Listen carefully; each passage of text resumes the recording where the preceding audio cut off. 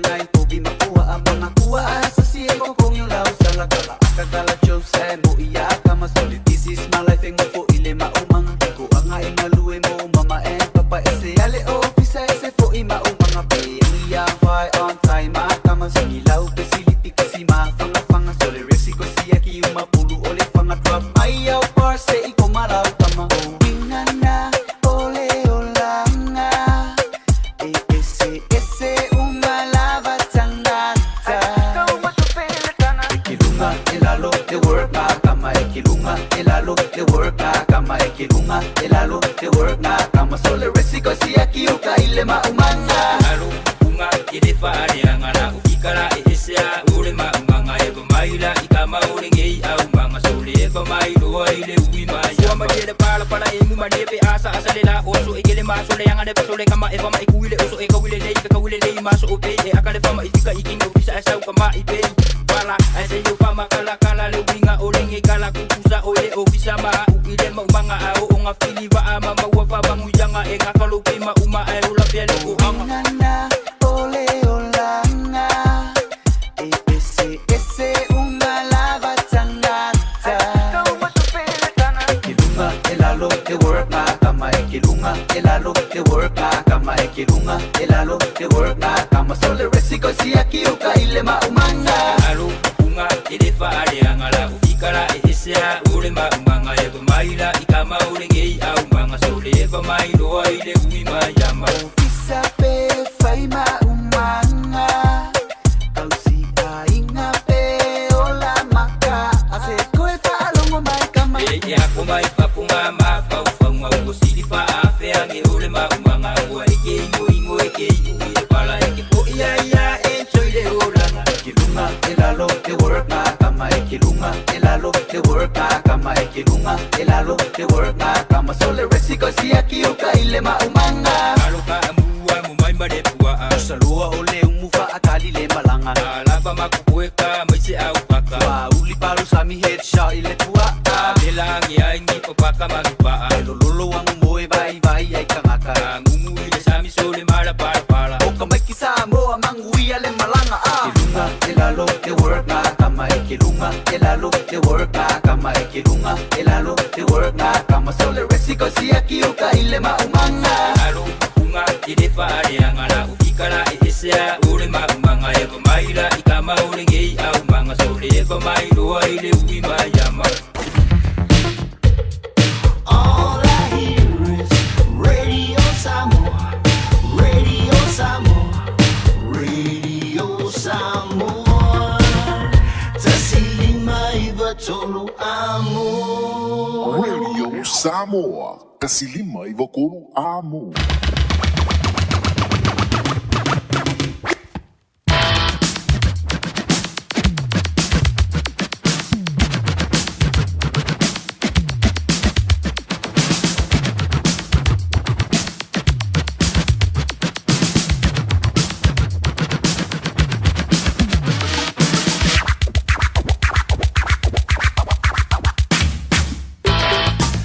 Kilanga fa jalfan tuluding fo ivang ola woli lang mai momalo fa funga anga Samoa ile neia solua so sulmal tolu le dimasina o me lua filulima malo le sui fo ba wa malelangi mantalo siolo buia elo utopa iemalo utopa manuile lofa fa salafa le tanto tampa au sili ilunga te me elo to soi fua ya malo banto de yola tanto te toi ma futa le divang ola woli se le so mai le so na naf io le nga o le so lua na fi le so ngafu a le na mo fa manu mo winga o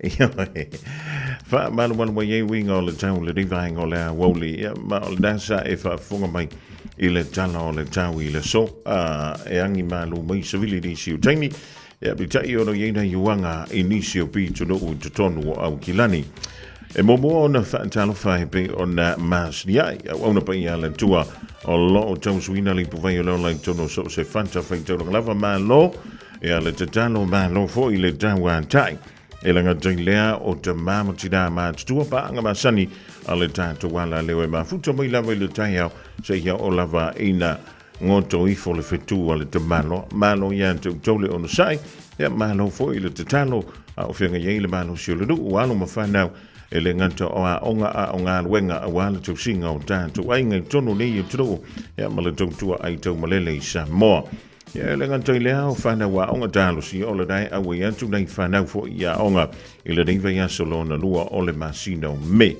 ia e malo fo i le talenga ia tia pe ori le tau mafutanga mai le tau na leila si i lia mai fo i stimulate ma wantu le o tātou mafutai le tau auna o whonga mua po se manu se i lia le tulai wha i le fiafiana nei.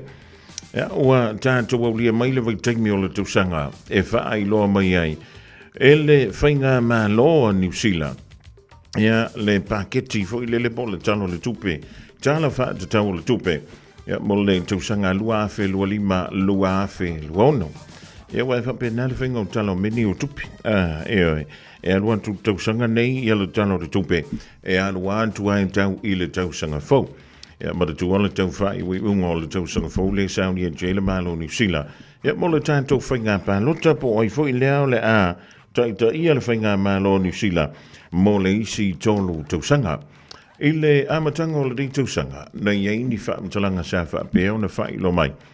Pēle i ala ngā tau o na sitia i le wha tausanga. Ia le umi e tula i mai eisa whainga malo i tutonu o New Zealand. Ia mai le o le teimi mua fo i le walangalanga ai whiringa lo i lea ma ta upu whapea. Tele o tausanga o tu na iatu sa whapea leo na taumu whai ai.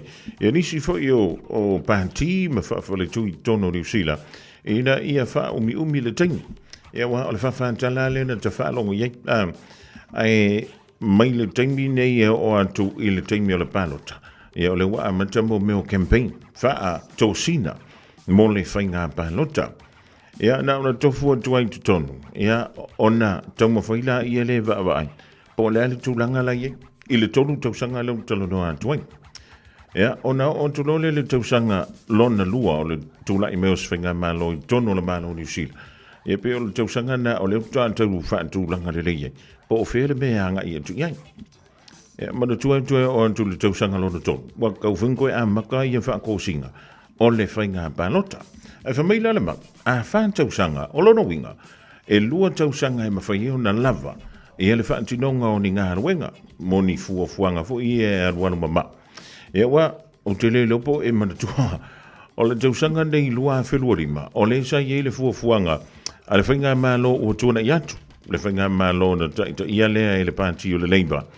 O le sa i ele kako ana matau fo i le whai mai, e o mai le kausanga lua wheluarima, o a makua le ko ye se ulo ka pa ko New Zealand. Iyo. Wa eva ai la se me ka o se le ko ulo ka pa ko New Zealand ngi vai ka. Iyo. O le venga ka yo nga fa yo nga me e venga o fie na fa ala na fa matala. Ai o lo le fa tidonga. Ya o ile si ala tu pe tele ala malo New Zealand. O le o lo mo mo ye ila fonga. O lo o tutongina lea e company o lo o ngau siel tapa. E le ngantala i le tapa. A o lo o yeifo man tātou tapa fu i aru le ma. Ia po o vapes. Lea ua telefānau i lalo i fo le tai se furu ono tausanga le mātutua. O la ua sa sauwha a fie le menga i kongo la ko au. Ai longa i sa o ngai tono au kilani manusila. E le o wha o ngā i nai. E whanau a o ngā mene i o vapes. Ioi. O te le mai lope i sa onga. E mai se lava mene i o kolisi. Te ilo i a onga intermediate i a ma onga tūlanga mua. E a o le tele o kolisi. E tante whaalongo i a o la hae whai ulaulang. I mena o vapes. A le o tutonu o whalele ta ua i a onga se tulo. I a o la whai mai whafofo i le timi o le mano longa. E whamai o nisi au tamaiti. E whai ai ko ngore poku a onga. Hei, hei. E se ku ai ngā mere karango ai kā ko ngingi usilari. Ia o forfolanga na whai. Ai, o le whamele tala. E te tauna o antu la whai o tangata. E tu o motu la wale tau mawhatapa. I le vanus furuafi. Pe a wha pe nai fia au sia. Ia le mele ta ua o le Smoke Free New Zealand. Lua afe luarima. E sa ora kana loma kuwe. Ora kāla kusi oki. Ia ele ima se si o mawhaiona wha maalo si ele nā mea awai. So se wha fita uli lava. E te sa iliano na mafuanga. Eo. A faila e ala ona tau mawhatapaa, pe ula tapaa tangata ula. Onga o lai available le meka orkapa. Ia po o lai mawhaina alua tu whaata. O le hala le mewa le ka fia i ngau sia. O ia tua i ngā oloa. Pea ka ko wona me sa. E le a ma se ngā le mele whamai. E le hanga le mele o le whangsumari. Ai alua ku le whalo oloa whangsumari. Alua ku le supermarket ki whangsumari. Alua ku le malaika alo whangsumari. A le whamai. O le makua le hanga o ia mea mo tātou soi fumano luni. O le sirila. A le a ere mea le inga whai. E re ngā ka inga whai pe ngā osi. A o le whaasalau mai. Whaatou sina mai. O le mea ngā le uke whai aku ai. E sere ka lai whai I sisi fō. E sere mea lai wha kingo I sasa e. A tātou le no whautala I eimau tātou malama I ai. I mea o lo tutupu le nei o langa. Ma le nei whai veitat. Ia wai whengo fia. A o tu whai whenga pāno tō sanga fō. Ia o tu lanta I le vai waa. O na a mai whai leo ni whora whalanga. A mako kula I mai. O le a mako whai le mea ngai. O le a mako wha ioi. O le a mako au mai se awala paparua kwa ngai kau ioi. Ia nga. Ia wai le whale tono wa ai e whio ai. I le valea o Wellingtone malalo I le motu isopti. Talu ai leo anto le whainga malo lea I tūlai mai le temi nei malo so whaatasi.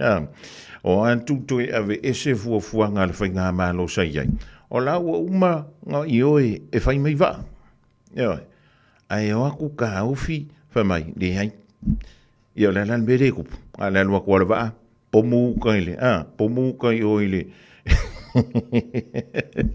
Iu kai o le ongyongi. A le o le ngā. Ngā le alua le waa pe. Ia ai se. Le ngā fu waa fu le tautua waa ia whiwa I le vai o le montu I mantu. Ma le montu I sautau New Zealand. Ia le ala wo koe whaalonga ngifu. O la fu o koe whaisi fuafuanga. E tā wo fo mai company. E whausia ni waa fo. E whiwa I le vala wale o le montu. I mantu ma le montu I sautau New Zealand. E le o le winga o la ukana. O le mea ngā rewa kupu le vai tau le nei. O le sawa le mole meo le wholofolanga aka le alo. Io e unga whawha se wholofolanga I loka papakua. Ai o le upu I le whaatinonga. Ia tātou no fauta mau tātou manga whangafa le lei iai. Ini whaamatalanga, ini upu mani mawhauwhanga. O loo tu ina mai, I le vai teimi le nei, o le soifuanga. O asola, ai le I o antu le TV Samoa. Na o le tio sa whaafunga iai o tātou tua a. Ia masa ta whaalongolongo I fo iai le I o antu le TV. Ioi, ia wana tala le TV ala malo I le tausanga e awhi, se lau iwa sfuma top. O le tausanga fo I le da, na te tala ai, ma le official le tupi, tu tonu o Samoa. Ia nai ua iei nai le no whanga le iei le fo. Ioi, o lauke manga kua wa o ke minga, o le kakela I kikia, a wa makanga ka mana malama I me Samoa. Ia, a fuala iei I leo o mai le tembilini. Ma le sawa o tekonolosi si whaani iona pō ua ho o antuai whaamatalanga iau a au ia e manga whangafa le mole mea tau o le whaamatalanga mo ma le whaamatalanga e le haima se mo I o iei a wa o le mena le watupu I le vaitau le rei soli a ngā sawa o pai a ka la I mai le ngei mara ngā ia ko si ngā ku iei o kā kou karinga mo kā kou loko ia o mai la fai ia saulanga ia folanga ia ka ko o aku e makako ai ola mata fa yo tātou tangata whaafonga ia tātou tangata o loo whaalongolongo ia e tango e wā ili mau ili pe yaini whaamaoninga o mau whaamatalanga o le whetongi ia isolo I lunga o pe mga lunga lo le ea e le ngantailea o lunga o me ia o penga ta whaailang oi ia o le tātou te pepese mai e le me fo le o le sao lo tonga. O whina ngaro whaalia, ia e sao oi.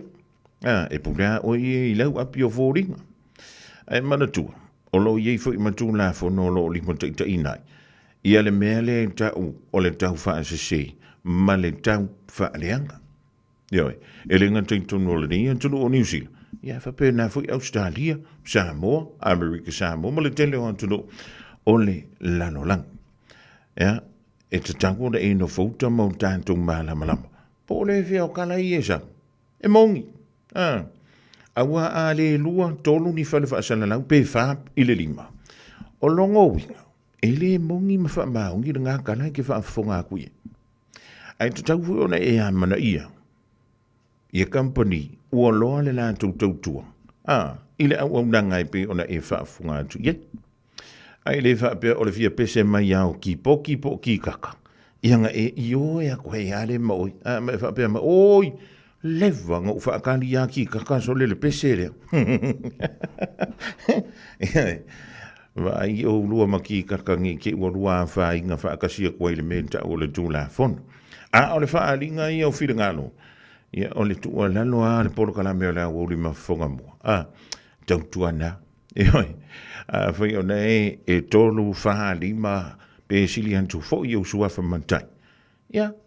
Ia kau mau angeri i umaya wa mon. Ioi. O le ale au ngai ke sa wha i mai e le makuakala. O le ale au ngai ke sa wha i mai e le poupiko i luma. Ia upu mantala nai te whita lai pe te sa mdoa mai e. Ia ua makuale kala whia ngai lava. Ia whai a kwai fo. Wa le sa o le tonga le da o le wan tantu ta whili sa mdoa. Ona, e re ma whai ai se singa whai se kala a whai a kufui se kala. Ia e pulea o e pe wha ka ngai lunga o lau api o fōling. Ia pe wha se e au kafa. Ia ai, e uira, wha antala watu. Wha malo antu le riva ingo lea woli talo sia. Ua sau i alo i tau mawhtanga fo i o vai ainga ma whainga malo longa o loo whenga i malo o taupa i amalo o tumba.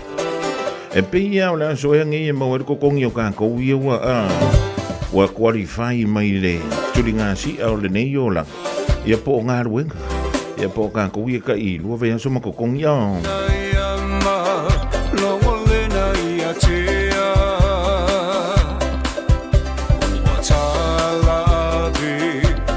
Tangi lea o puaina le manongi o fungala au e o le whaaia e Samoa o tamawhanau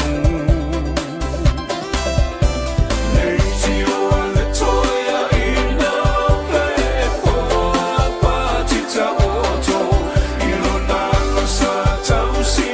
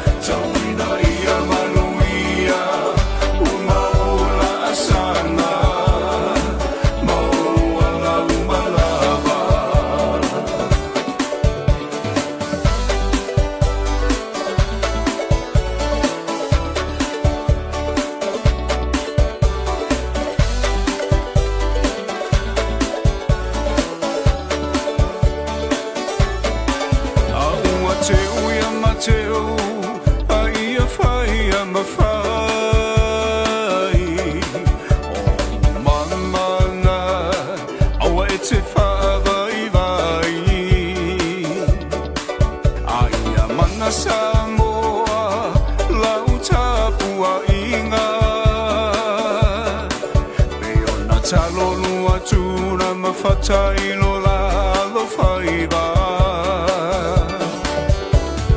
o se whaiba tapua ia le mea moni e manuia tawina ia e mana toa lua tunu pele male tapua inga ia polo tino ale mala mala o mata o mamana ia tawheta toala manuia o la asana tawina ia e mana toa loa tāwha ia whamuamua Samoa e ole tama sani o tamana o matua tuile atua awane i o tāwha moe moe i le marosi mana tua au nale atua lo o puno mai tatalo mo so taui Se funga bali ole to fai fiu se mo le tu funga le rivango le holi ma le fantunga ua fai goina faiva e tapua ia e male manuia. Ia, o da wei si le fiele wingo le da fa matalanga bole da fa upunga. Ia anu le faiva o lai ke ko mumu a foi le mai mai ka wai ma. Ia lo no winga nga le e mai le faiva lo le ia ko inga o elen ke le kwang ia u kana foi le i lona tauti ngā i le timu, ia ma le malu uru o le sa. Alau toi lusi fulu ma le afa biru tonu tāle o le itu la e tasi ia, fa salohan tulu tātou fa tālo foi le rivaengo le awoli, ia i lantou iau te va i antuai. Ia o le mafutomi le rivaengo le awoli, fa tālo fa antuai, i le Savai Tribe, ia e malo le soifua ma le ia ma le rangi ma.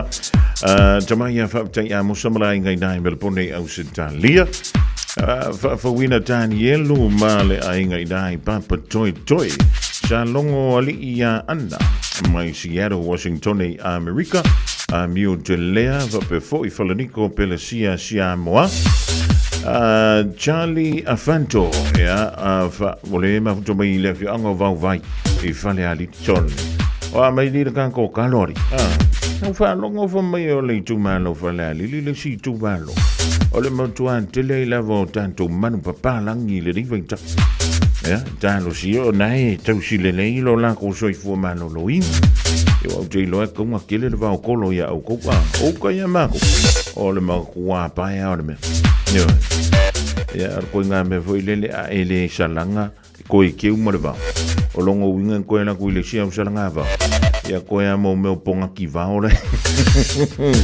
Tamali Fritten van Dalavan to the Rivangola Woli Posita, a Das Mua, before you Johnny to Timo to Malavalema to me Rivangola, Manole for your finger. Olo Yele Talai. Oliver Mina Pele Power Nine Nishio Vainga, Yankilani Sifu. Olena for Mayale for if I'm telling I long open to fight Langilea ale Cambadia Victor.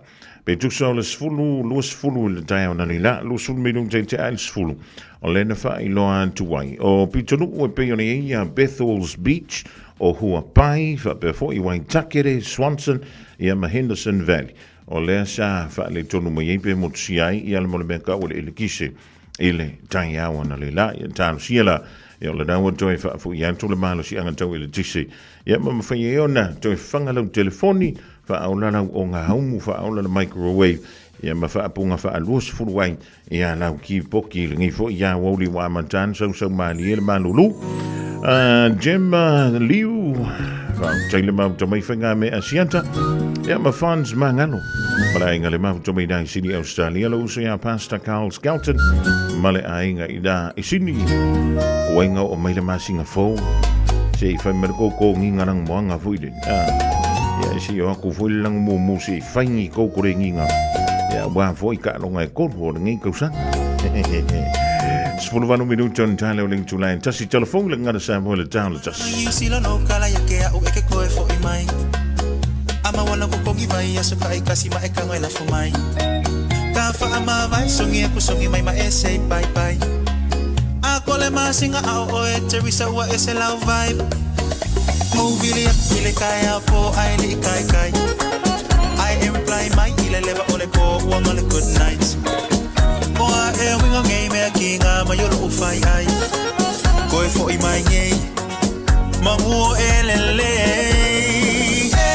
Kai fai ngaka Ue mama waku lava O kei wan lele la Aruloa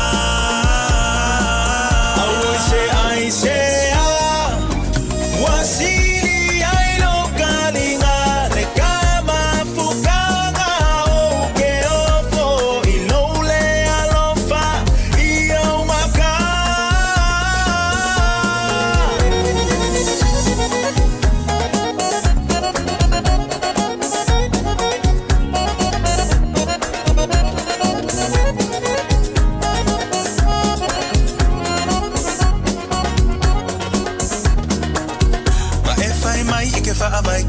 if you're right Ole mafua anga kongole likeli sanga omusukele ai Posta kuwa story nga olo maka ekele feel like Find my nga kepisi ai over ai kusunga nga ki online Hey, kai fai nga ka Ue mama wakulava Okay, walele la Aluloa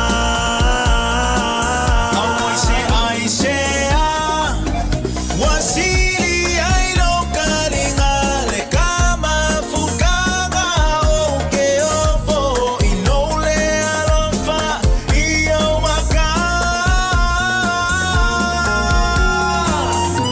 Kelisa Ofenga yelo mafofa Kefaya kuanga yesa uvisa Oleva nga ulele yako kakfafsa nga yesi ekala mo sa oma yako la mele kupu ile vale Sisi ukeleke ya ikaw kala sa umay May lolo fifa kali-kali ak may kile ang umay Umakula ko lo fauna umalo si umakula o life Uma o wilongi Ekelelele Kay fay nga ka Waile fama ong ilava Okay walele fa Soy fuwa I say Wasili ai no kalinga le kama fukanga oke ofo ilole alofa iyo maka I say Wasili ai no kalinga le kama fukanga oke ofo ilole alofa iyo maka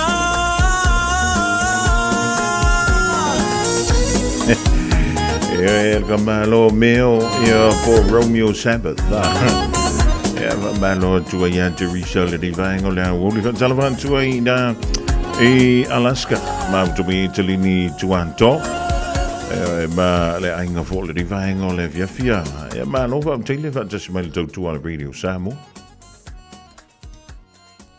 Measles prevention key messages. Immunization focus. Measles spreads very easily from person to person and can make people very sick. Getting vaccinated gives you excellent protection from measles. It means you don't get sick and you can't pass measles to anyone else. Getting vaccinated will also make sure you don't take measles with you when you travel and spread it to people in another country or bring it home to your family when you return. The measles vaccines is free for everyone 18 years old or younger, regardless of their visa or immigration status. Your doctors should know if you and your family have been vaccinated in New Zealand. Immunization gives you the best protection against measles. If you are not in quarantine, you are feeling well and you haven't been immunized, now is a good time to do it.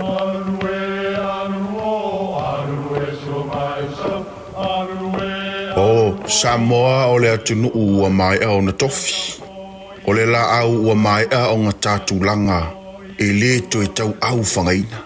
O le vai fo i ua malili, ua maea o na saiki. A o lau polo kalame o le vau filifili. Ua na o se toi wha manatu. Ua na o se toi fangu ia wanga nuu Samoa. Mau upu ta oto, mau upu tu. E ala lea e ala ngā upu ma muanga ngana, ma le vau ngana. A wane i emisia le tātou polo kalame. Iafi o aso lua ta itasi le itu la e valu i lunga o le Radio Samoa. Ia manu ia tele, lau mai moanga, ma lau whaasaunga Samoa. O i sauni malanga i Samoa, mana tua loa le mana rentals, e mawaso se ta'wale e te fili mai ai, e tusa ai malau manao, e mawhaiona pikila ta'wale i le malewa lele i whaleolo po o whangalii, whapealo tātou ofisa au tui ala fua, pe mawoli atu fo i le whaletali malo o loo e whamautu ai ngā whaabitoa, lo i le tātou insurance cover e te fili mai ai, ina rei tupu se whalewelawe ai o loo iai le puipuinga, mana tua lo i le tātou account i New Zealand, pe lafo sa fo i le mana rentals e whaonga ai le Pacific Easy, pe whaonga fo i lau credit card, e whaatiro ai le tongi ina o lo sa. Monisi whaontalanga wala au le Pacific Easy i le ovalu se lau o tasi ono, po numera masani au kilani o le lua fitu ono fitu iwa fitu wha, po le lua fitu ono fitu iwa valu wha. Matalo sanga e transfer o e i le moana, pe asiasiane i le Facebook a le Moana Rentals, po le tātou upenata wha ilangi o le moanarentals.com. Moana Rentals o lau paanga e taitolo ina oe, a o e malanga asiasi i Samoa.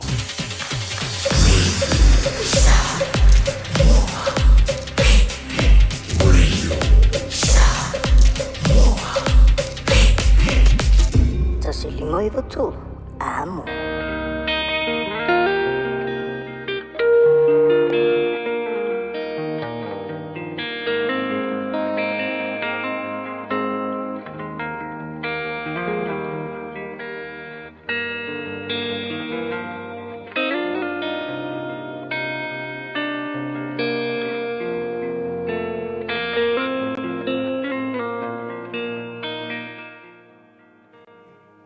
Lui tau mo le aso. Ia tonu le tō whā ma le whaau tanga. Lua nofo i ngā tupu lona mata upu e tolu sifuru ma le whā. O te whaita wina le whai upu mua, whaangata mai i le whai upu e tolu. E walu tausanga o i o sia, ina ua whai o ia matupu. Ua whai foi o ia matupu i Jerusalema i tausanga e tolu se fulu ma le tasi. Na whaia e ia le ami o tonu i luma o le alii, ma ua savali i ala o tā vita lona tamā. E le i alo ese i le itu tau matau po o le itu tau anga vale. O le tausanga e valu foi o lana no inga. Ina o tau le alea pea o ia. Ua amata ai o ia o na saa ili i le atua o tā vita lona tamā. O le tausanga fo e se fulu ma le lua ua ia amata ai o na wha mamaina o Yuta, ma Jerusalema, e te ai mea mauarulunga, matupua o Asaira. Matupua ua tā, matupua ua mea. Ina ua maliu le tupu a mio leanga o Amone. O na tūla i mailoa lea o lona atalii o Iosia, i le nofo alii o Israelu. E valu tausanga taluna avea Iosia matupu. Ai a matasa ili loa Iosia i ala o lea tua. Ua lepetia e Iosia o fata faitaulanga, matupua na tā e lona tamā o Amone. Sa tapu ayai Israelu. Na whaia e Iosia le ami o tonu i luma o le atua. Ua whaamamaina tapua inga. Ua whaamamaina tangata. Ua wha foi Israelu e tapua i lo lato atua soifua. E le whaingo fie le taitainga o tangata. E le whaingo fie le taitainga o ainga. Taitainga o nuu. Taitainga o i tū malo. ai maise e kalesia. Manaia le taitainga Iosia. Ua turi vai i le atua. Le sa ilinga o lana tō whā, ma lana whaautanga. I le nei fo yaso. Sa ili i le atua lau tō whā. Sa ili i le atua lau whaautanga. Sa ili i le atua lau taitainga. Na o le atua, e le lei ai lau taitainga. Na o le atua, e le lei ai lo waso. Ia tonu le tō whā, ma le whaautanga. Tātou te talo. Le atua lo whae, ia lui tauina pea Samoa. I le aso ma le aso, e ala i lo fina ngalo pa ia. A o mai i mātou uma, i o wala e pa ia ma malie, e manuia ai o mātou waso. Manuia fe au mga luenga a o tangata i le nei fo yaso, lou lava suafa i Yesu ua mātou te talo tuai nei. Amene.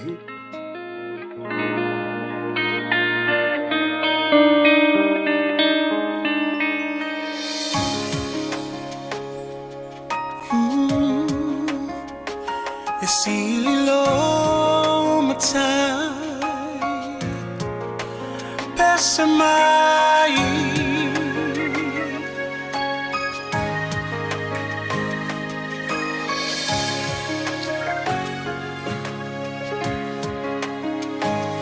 Matango fie o ele ali La ei o ile mama Vi ia o ele tupu Vi ia o ele tupu Fusia ile malamalama Le pongi sa ua sola Nga te tele siu fofonga Nga te tele siu fofonga E ofo ngia oe Pese mai e ofo ngia oe E iloa mai e ofo ngia oe Lo matai Ele mavai o ia E tu mau whaavava Mai le amatanga E oile ngata anga Le atua toluta sipa ia Tama le alo le ngata Leona mata utia Le mamwe na fasia E ofo ngia oe E loa i ese mai E ofo ngia oe E loa mai E ofo ngia oe Lok matai E sili lo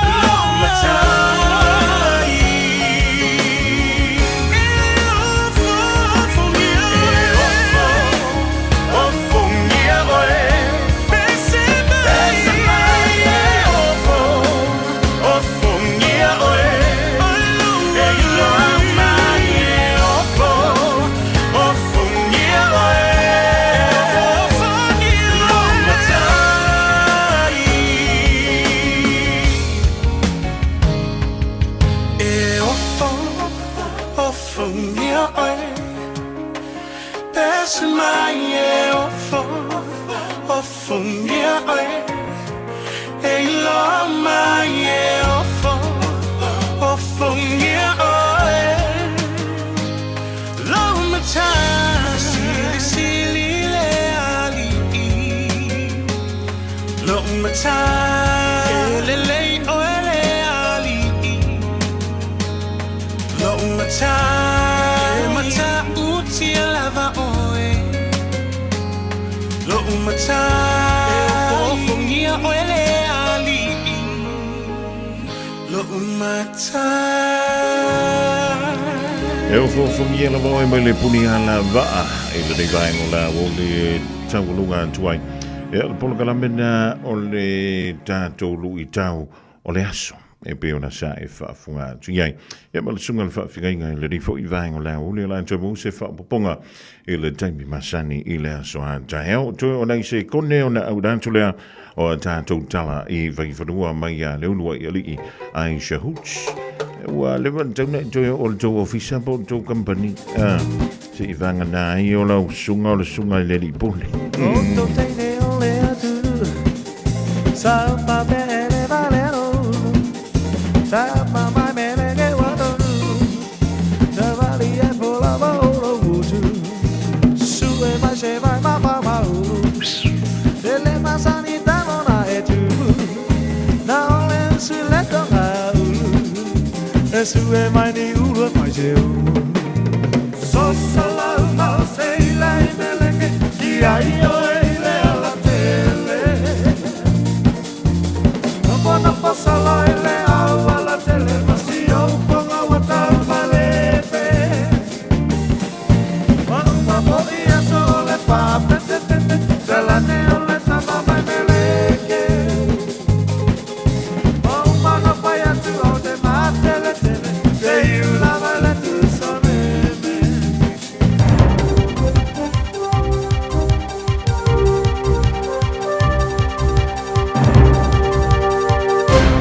Tala whātua sa whaopoponga le nei o tātou tala whau mo le nei tūla mai lo Radio Samoa. I tala o to mua, ua whamonia mai le te leo le whaale tono lo iai se tāsi o fuafuanga whaatatia le malo. I le tuiti ti ai leo le numero tanga te tanga fia pe ula ina le sikareti. Ma le manu lauti, i o mai le tausanga le nei lua olua lima, ua maua lunga se pasene e tuiti ti ai le numero tanga taula ula.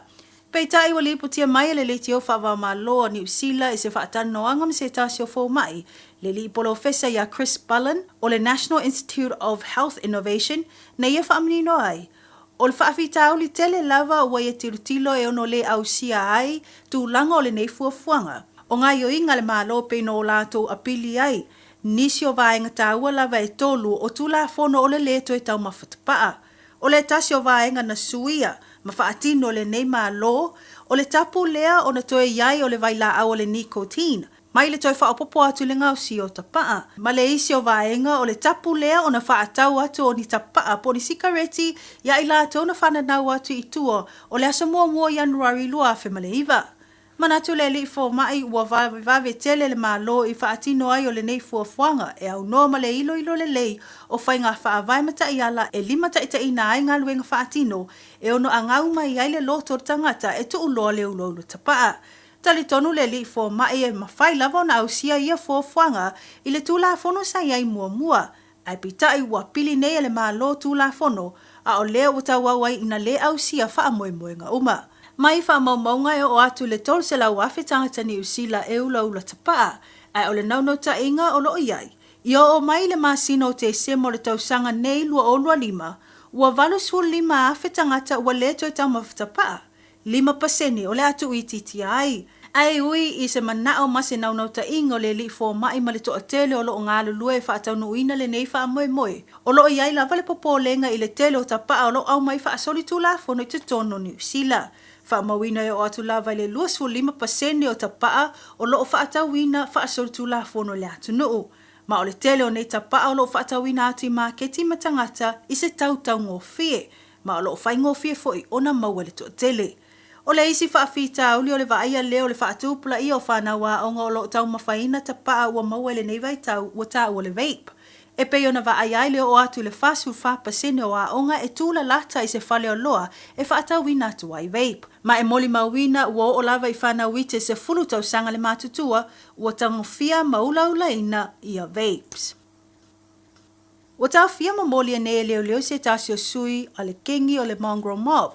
Ua tua ia ilona sunu ina o se fale maliu. Ma wei reporti e feso o tai le nei whaalavilave i fe ese ingai vao kengi e lua po gangs. O le fale maliu wa a fia ua whaingoa ino le Just Funerals i Mangele Bridge.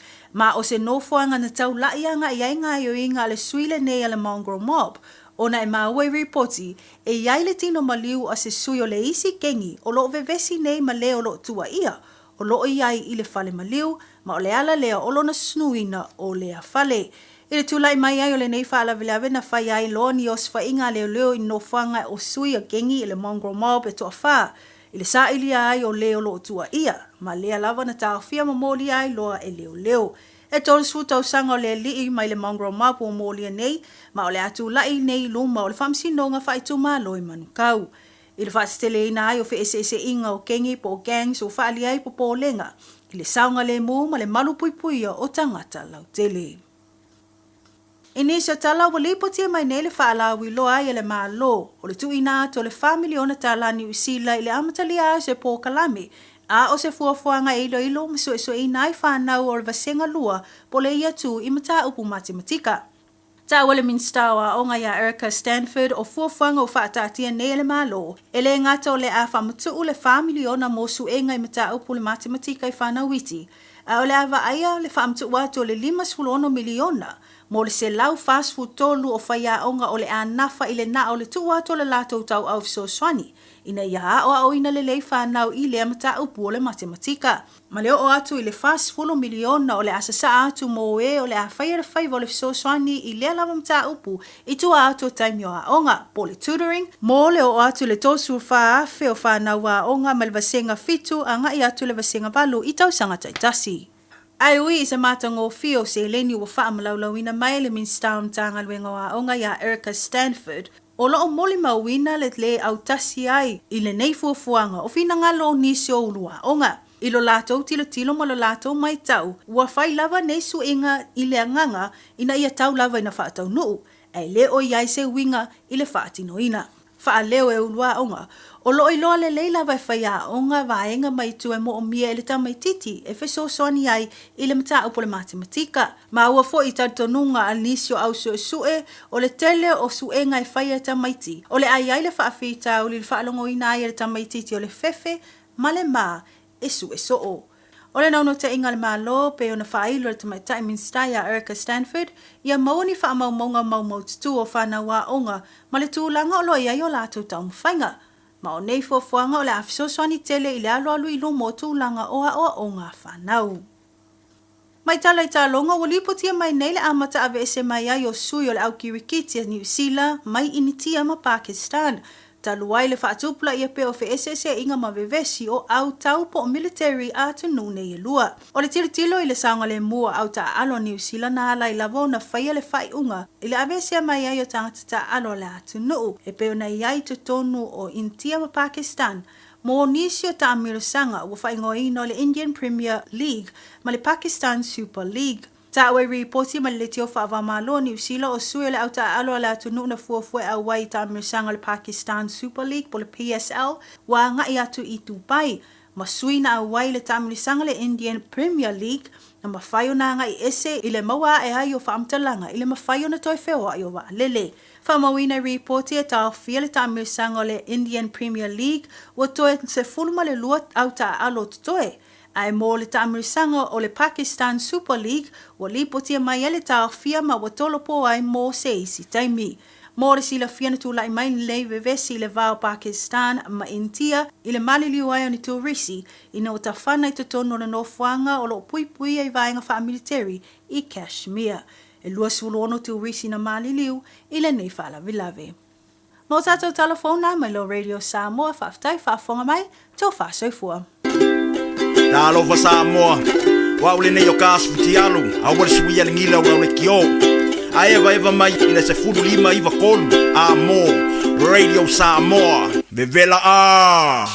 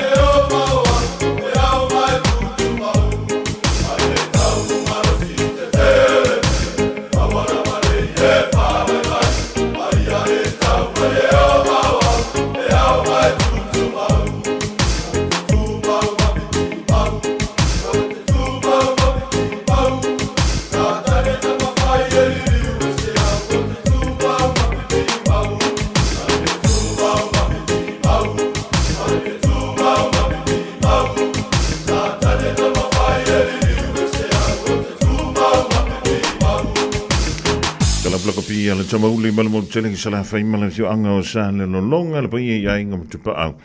E piori le ta tovi ngana le tu sfulu lima bidu tu te ne ia le tu la e tasi mo le antulanga fa mtai le fio ia le ulu ili ai shahuch mo ta tu telefon il ngana sa mo e pe ona sa e fa fonga tu ia a fina e misia e mfaiona tu au tu le tu la lua i la uli ne ia ta lo sia we tu no male manuia e no fanga lo ngalu ai ia fe nei te lunga le tele ni vai ngola uli fa ta fa tu e le tanto polo kalame ia te o e malo le sui fu maruia male langi e ma o mai le ni vai ngola o ngai okay o e bo ngai ka u fu ile tau fa le lau sila malau va ai ia pe o tau leanga fu malau fa longo po lau fa fong e ila tau fa le tongo fa le tonu ia mo telinga se tu lop ia pe tau tuli no a fu le liste ai fu ila tau e fa tanga fa pepe pe aka wa ku me ia sa nga mea ai o longa nga fa mo me ku fa anga fu ia o se fa la vela ka ila fu le entenalen ko fa la ile ki vi ameriko Samoa pe maua ia le malo losi o rei tā kambanga ia pe fia le kupe a pai, fia le kupe a la fai, ia ai pe fia foi se wharu manga ko pai. Ale mea la lea, aua ni o tātou whatanga tuli, aua ngi o ka ko whakanga whai pepe, aua ngi o ka ko whakanga ka waso, i nanei te ua moi, ia onga e whare kongwa ila ia lea. O leo langalari, ene ia se tu wha maunga, ai ele lima ta ina i o tato umai tu tono le nia tono o New Zealand awa ele tusinga ngoa talwai nei le tausanga e lua filo tolo o le na fai lo mai ai pe umala vole fai ui unga le tausanga na seip vai antu nei po le amtanga o le rifu tausanga wanga lo yentia o le na fai lo mai ai ua to a tele atu tanganta ua le to tal tonu i se tua ma le to se lotu i tu tonu New Zealand nai lo i lātou o lo o tali tonu pea makaukia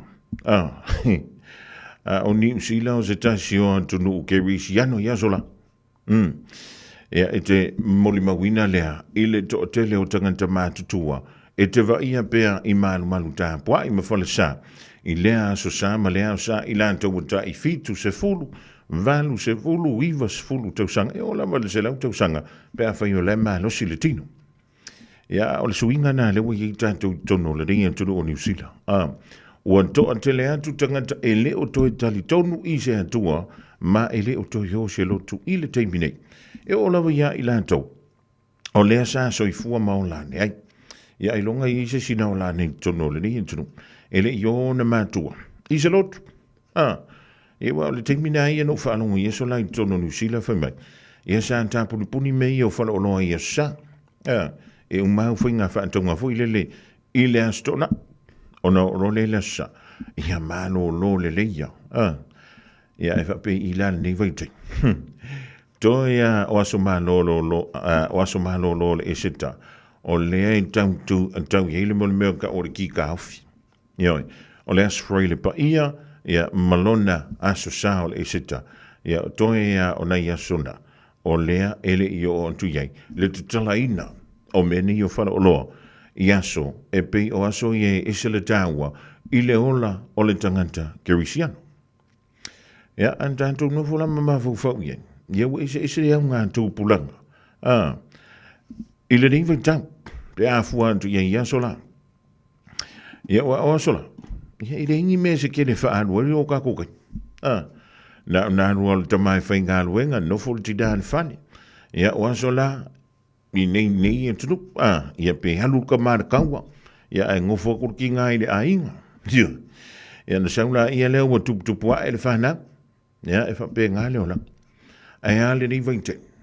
Wā ia mewa ka ko pisi e ringi vaika. Ia e le fase se panga o lau sira sila. O lau teilo, o nai tele mea, nai te pisi ai, a lau a inga, o lau e ka le sia. O au mau wha la potonga. Ea e mise lava. ia lau tau tua, i tu tonu, o tali tonu ngā whaakirisiano, o le te tau tuai. Ia, wha maa lo le whai o le whaiwa. Wha maa lo le ona sai. A o le si la ofisiri. A wha pe i mailu whanau. O muli muli tai na ia walo, ia masilua whanau. Po o lau whanau fo. Iau tūlanga au, i le tali tonunga, whaakirisiano. O le nai te hanga i te tapo e ale o le asto nai, ia po o le asa. Pe ua i se ale mea lau o i tamaiti. Ioi, o le ale mea wale nga o ngai o i sisi fo. A wale o mai ngai sansa e. E iei se mea o su malia ai o i le kūra o i tamaiti le nei vai tau.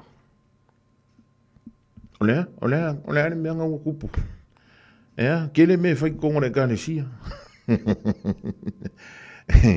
Se nga kele mai ai la so le hai kele ringi vai kau. Ai il mo le anga foi lele. O le loto fuati e foi fai e ia tātou taulanga. E le imas kaulanga ka kuere mu. Wale mena le ntala noa mi e le whianga inga tuai. Oi le au wanga ringa mua fai kaulanga. Oi, o isa ako. Seti. Se so le va i por fa anga i karangoa mai e lau karangoa ringi vaengo lau. Kaino ma ape.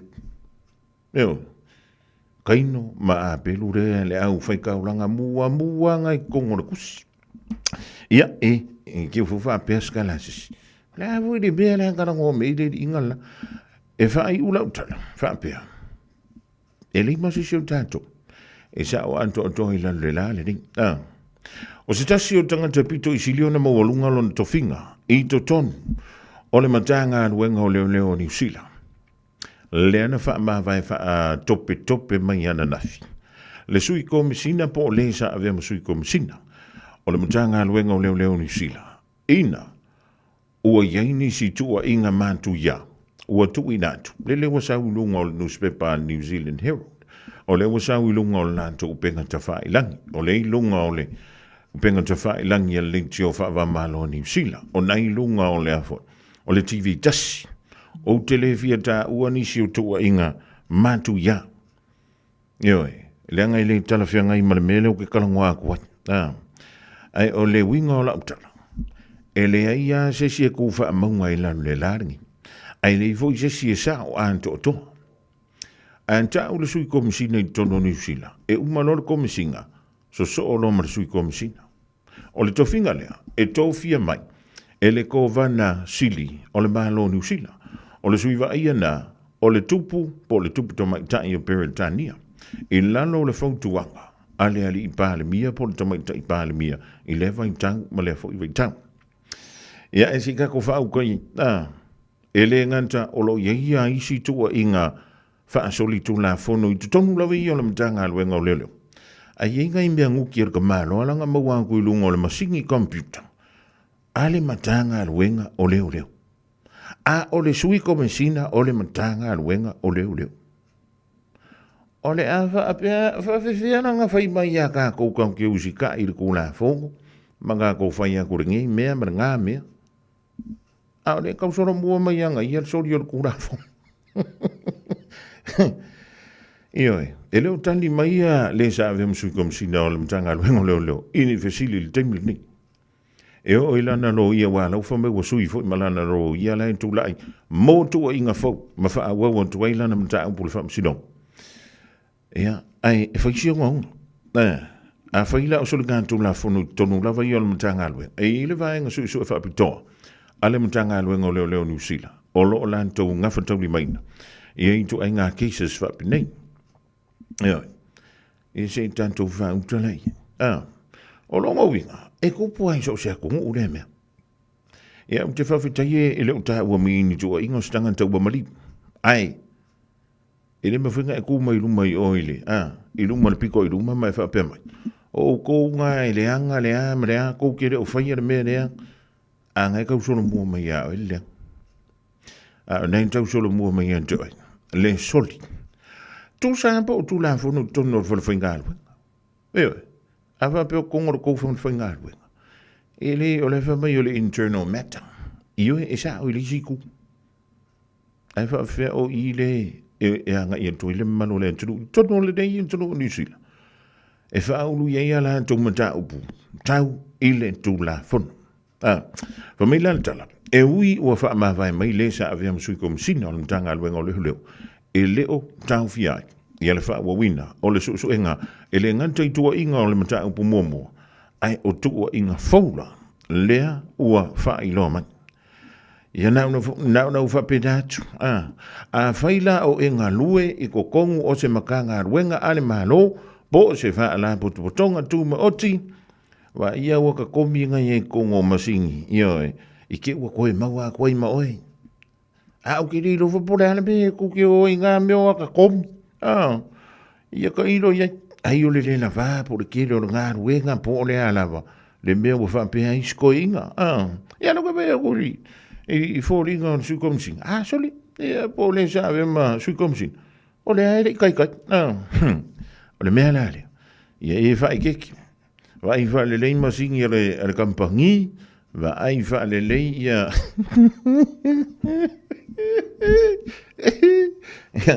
A whai o ngai ke wha o ngā ingas ke le fongi ale kampangi. Ia, wa ai wha maranga ke le fongi. Ke whaua maua koi ma oe ia. O le se umau wala au ia tumunu wau.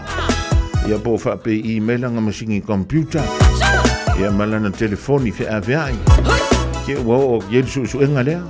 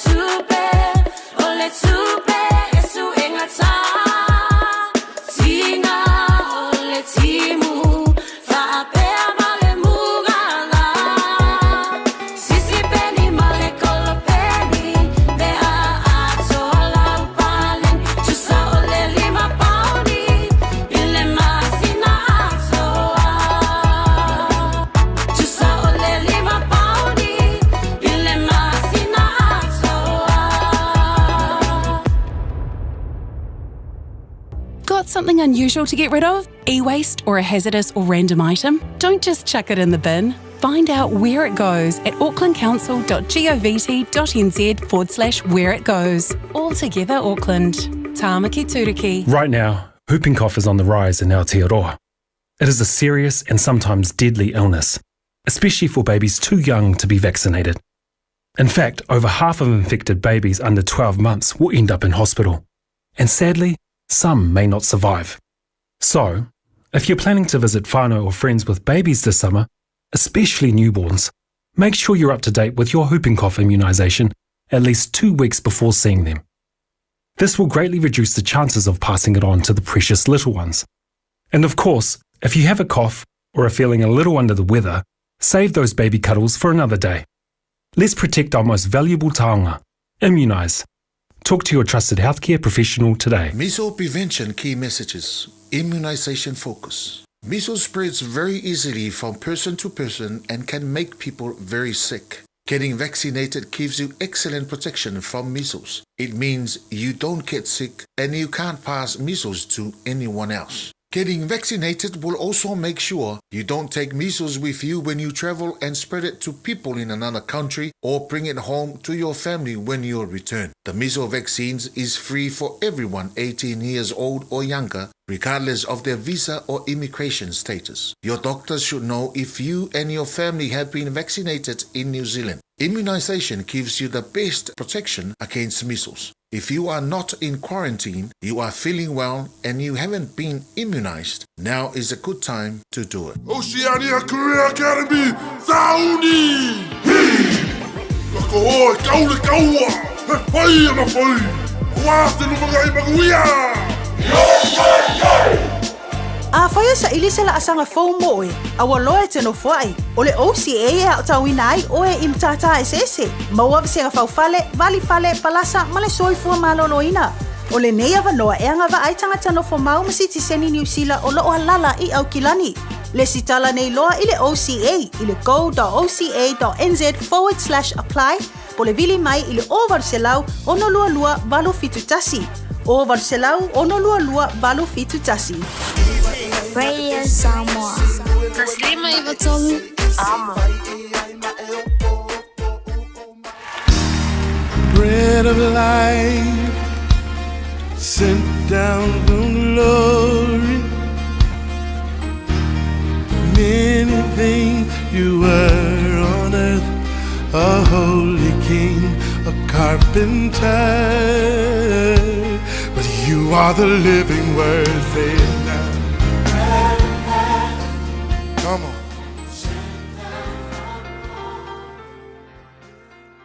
Talofa le tatu atunuu ma le tatu polkalambe o le areto leola ia I le amatanga fo le nei vaiaso ma lo lava le soifua manuia manatu foi maua ni malolonga le lei ia I le long weekend ia tatu ia I le whaamanatuina o le aso sa o tina ia manuia lava le toe amataino ngaruenga le nei aso. O le momual te salonia lima fai upo e sefuru whailo na whai unga e wha upunga whapea ia outou ono sai I tangata uma lava. A le upu mo o le aso le nei, le melea ono sai I tangata umalava. Be patient with everyone. O le ono sai e tā ua tele. A whapete wa ai lunga tu le whai upu o lo iaile ai oia le apostolo Paulo whai mai. Ma tute ai oi atu ia te outou le au soe. I outou apoa I atu I ea mio whapio pio. Kama kuluku ho e kama pipelo. Apoa ia te ilatou. Fa mafana I loto iti ingo tangata loto vai fo ia ki ngase mea fai ngofi e vai ia le si tangata fai mai fe soani I o vai e wale mafai se mea e fai mai la le ki fo upu but e mo o mia le ono sai e fa tino ai a wa foi la le mele o le apoa I a mio pio male au kuluku e le o se ngaluenga e fai nei uma nei o le mea e fai pea e ke ongo sa I a poa ai e te ono sa I e whaalotu tele tangata wai tele au loko vai e te ono sa I foi e feso soani I e wale mawhai se mea whapena foi la le ngaluenga whawhai au tele ia te matou ngaluenga whawhai au nisi foi au na le tua la tu te sila fia le mele nei e makua mo o mia le whai au ma le au whai ngaluenga ia le mele nei o le ono sai awafo to tonu e kalesia o le au fa pio pio fe markala kuspaia ono sai e fa pio pio tangata fo e tangata pepelo tangata kuluku e tumu fo e kalesia e meo kanga ka pepelo ia fe maila tala apostol o ke ai o ia ku te auto ngolo ai oi mai ta tau ngai au fe ngaluenga le tua mai ua vala awina le tua fe mai yo to ono sai le au kuluku ongo sai le au loko vai vai e fai akule me fai e ia se si o so mai loko vai vai awe ke vavenga e ika ngai tangata fa pena e ono sai e ke ongo sai ia ma e po wai ma fa alo tele winga ke ongo sai fa alo ko kele ila to ai awa e te ita ia te ila to so le so foi mo e la sole nei po fese me o ia ile nei taimi se me o engalu ia ile nei aso le afo se to finga ia ki oe o se tangata e pule o se si lunga ke vai se au fainga luenga ia ole upu mo o le aso le nei vai mai ono sai i tangata umalava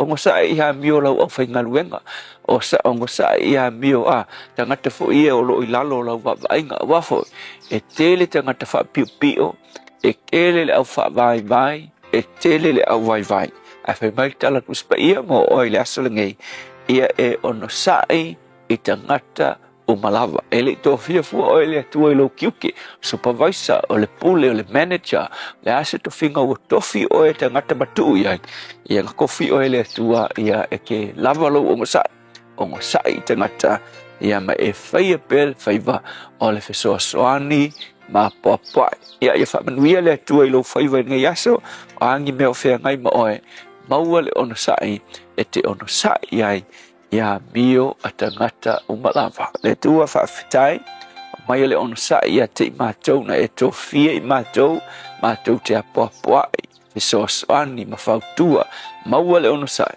e fa tino ina ile ngadvenga fa manuia e so se tasio faia le faiva le apoapoa ma le so soani ia o Yesu amen.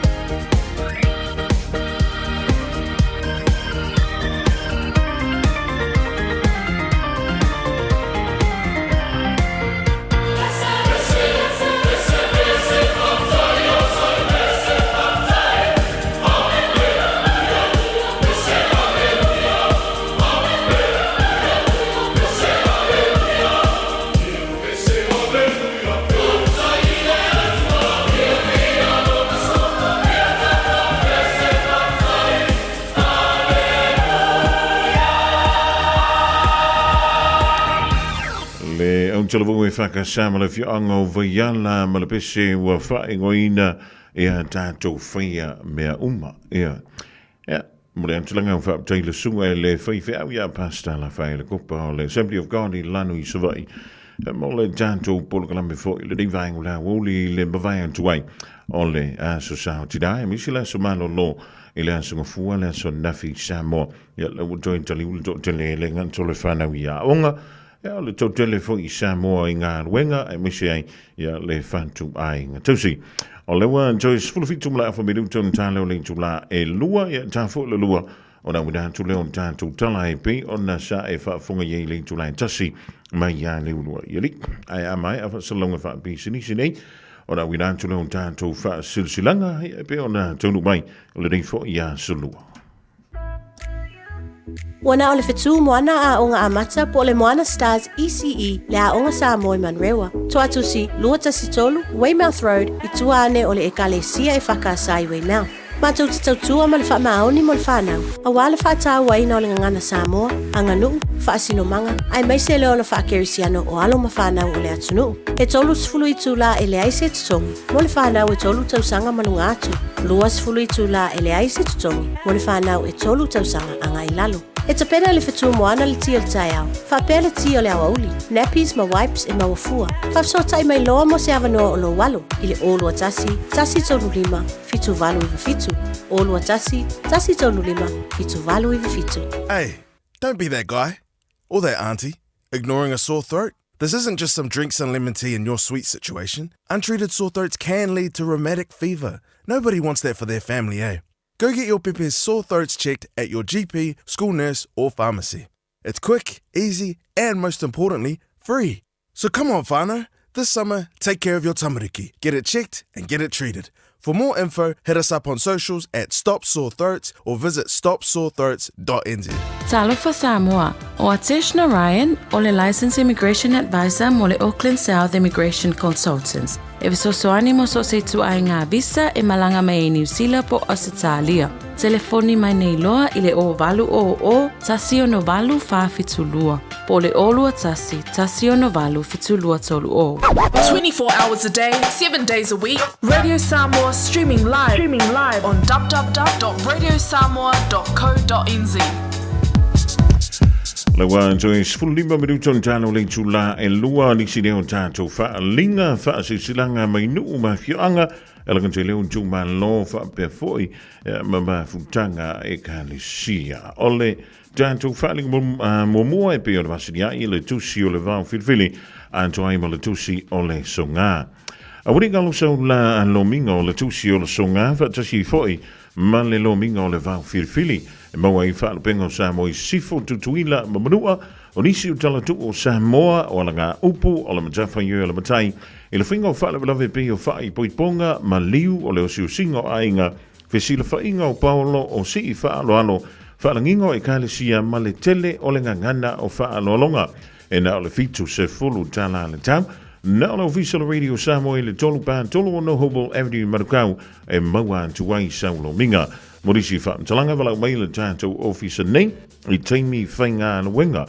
I le lua o na lua tasi lima I watolu lua o na lua tasi lima I watolu a whaia rei o I lunga o le upenga ta wha I langi ia ngā iaisi au kama awa lawai ki wha vai vai ia a ngā iai lunga I nā Radio Samoa shopradio.samoa.co.nz ia ona whai mai ai leo lau oka so o se tunu lawai te awa wai o la whapelao na awidanto le tātou au whainga wenga ea lau tusi awa la vai a lo whai tau iai.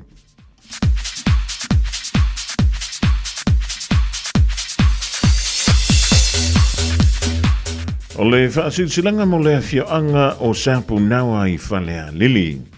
O le anto tuiela la au mo na la I au pa ia sang tua whawhawha Samoa mai le tai samo le tui manua se ia pa ia le tai ula o na whanua e le se vavenante ngā whatia pe ngā whatauli maina o sama whai ngā awa o ta oto a o sei a mai vasa ua mai a ona tuulampu a o le nifa a linga whaasino tonu I si o mantonu o sapu nawa I whale a lili a wala pa ia ialo whanene le mamalu o lo o tonto a wha ma upu le loto I whale o manu Samoa Ai mai sesi o mātou pitonu o piu o lo suai le suafa whaalupea alala tai e mātutua i le nuu ma le mamalu i le pitoa ai whaapea le lau ti na lau le lei. O tasi nei nisi o li ima whaipule o le tātou nuu sa awai le tātou mafutanga mua o le au suia le tātou fontanga i le aso tolu se fuluma le tasi o me i le afo le valu i le tai au. E whaiale le lua whantasi Kirkbride Road i Bangele, a wale wha e fia wha toluina i le aso lua se fulu o le masino uni i le nei lava tausanga ua wha tālsanga i naisi o tātou nuu. Mosef Soswani, a wale whausina o le whale a onga, mo alamata mawhanau o le tātou nuu. Wha mole, mantua mai sau tai mo le tātou wha malostino. Ai monisi wha mtalanga, wha so te ifo le tātou numera leo le olua tasi ono tolu, ono wha valuiva. Olua tasi ono tolu, ono wha valuiva wha taiolo senia, e a li me whaipole o le whianga o sāpu nawa i whalea lili.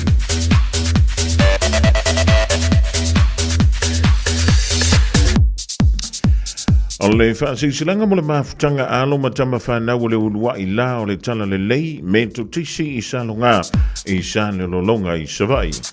E whamaratuanto i ala tātou fontanga i le astona i nei asos fulu mo le fitu me i le tulai tolu i le hawauli o le awhaia le i le dofanga masani o le lua tolu Franklin Road i Otara. E whamaratuanto fo i le tātou la fonga mo le nei masina.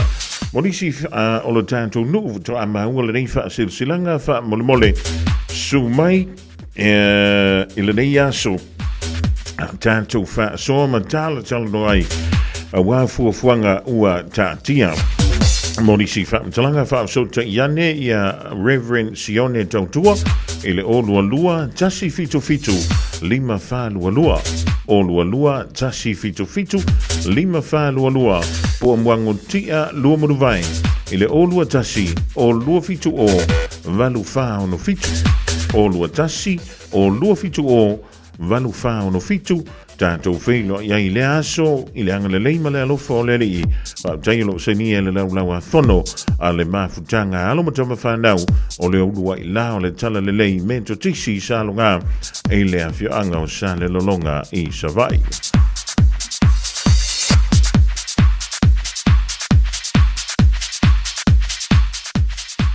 Pasilsilanga mo le mafutanga a sangata ana pasilika i le unumwenga.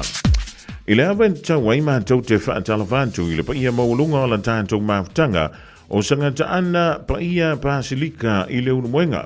O le paia lavalea i le whatalainga i le matuana tongi ya a li pia whaapea le toiva a fifia o alo tā ma le langi a tau o le whai matu yoti ma lo o tau ta wha ma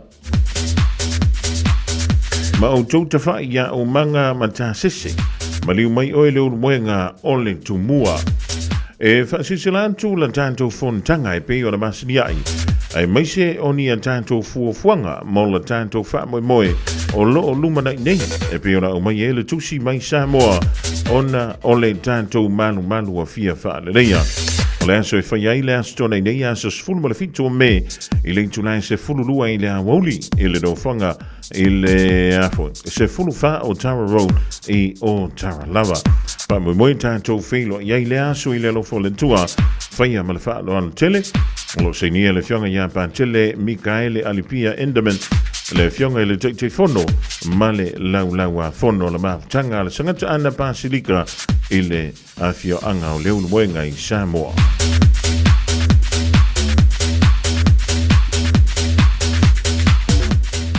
O le isi an tātou whaalinga mo le mamalua mātua uma o le masina wa aia onga a manta i Santon Park School. O le anta o to ia o pa ia mau mamalu Samoa on o pa ia wa uma o na tofi. Ai whaasisilantu i le hawa tele ma le whaaloalo e te tawai. O le awhaia le tātou community fono i le aso lulu aso sfun ma le wha o me o lona winga o le aso anta e aulea i le tulai lima i le fiafi. E whaatonuina i le haonga e tālo sangantu ma le loto mawalalo e marau mialo a wai ona e tāua tele ni mata upu e fia tala noina whaamanuia le tua i wha mga luenga o le yaso whaataiolo sainia e le sunga i le likpule le tofa ia le manu o vai timu.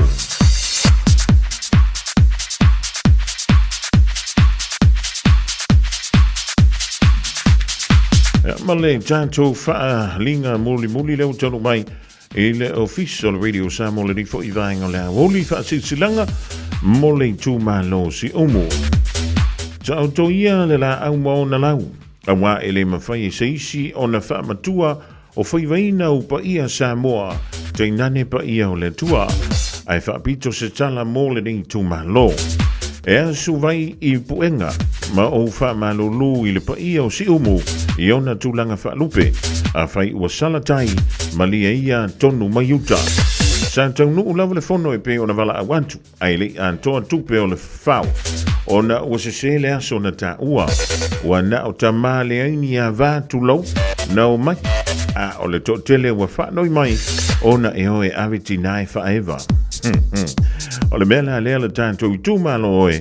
O le a whaatau nui na lawa le tātou fono. I le astona i nei aso sefuru fitu o me. I le e tuantusi o le sefuru lima Emery Avenue i Bangele. E amatalia i le tūlai whai le fiafi. O loule awe mai e le toi tolo i nai le whirangalo. Ua tasi iai ia i mātou na fono. O le a whai lawa le wha moe mo le kantoliko le masira fau. O le a lewa o na tuk. Whaaptei te le lava, tātou whelo i le alofo le tua. So i nia i to whai ono tupu o la lafi i tū la. Lua toloa tā vita sua Samuelu. A sua o si o whaalongo. Ma tu tula pou talai pā. Mole tu malo. Morisi whaamtalanga, whaapsotai le olu fitu. Lua ono iwa, fitu whālu ono. Olu fitu, lua ono iwa, fitu whālu ono. Tai ia o le whaasilanga na mole tu malo o si umu. O li sina on tātou whaasilanga le utolu mai le neifo ia solua i le ofisa o le Radio Samoa a wala vai a lau si le fia ma le longo pui ali ia o lau topa ia ma lau tomu malu e nisi o wha moe ma whona tanga e le nganta i le wha ingo le niva iaso ia o le ringa sina antoa ome. Tasilima i watolu amo Radio Samoa. O le wan choe lima marafa meduchon tale o le tula e lua ia mai ale whatunga o vivi inga o le fianga putasi whale halili mai a ke elemente ma kilingi ta ale ia o na tantou se antu le le choe au rantu tala i vei whanua i le tula e lua a fio na fonga rantu mta breina e le fianga ia leo lua i ali i Aisha Hu. Mo fa fofonga na ia longo fa tutuila. I say if I fia tomorrow le lupe uluiva. O te mana tua e fia I loa funa lo uaina. O ita mai pota si o te tiua I le lalolangi. Si o unu ue uana si le tanga. Le fale mai ma fale a o na papalani. O matai e ia le vai o fiso ta fe atu I le sami. E ia I male ala la o papa ua fai le ama e vai vana. E kouta si ue si le matolasi. Manu usafesi o umatotu mai I le sami. Sau ia la ia. E te tali tonu ai. Awa o si o unu. E se male fai le ama fai.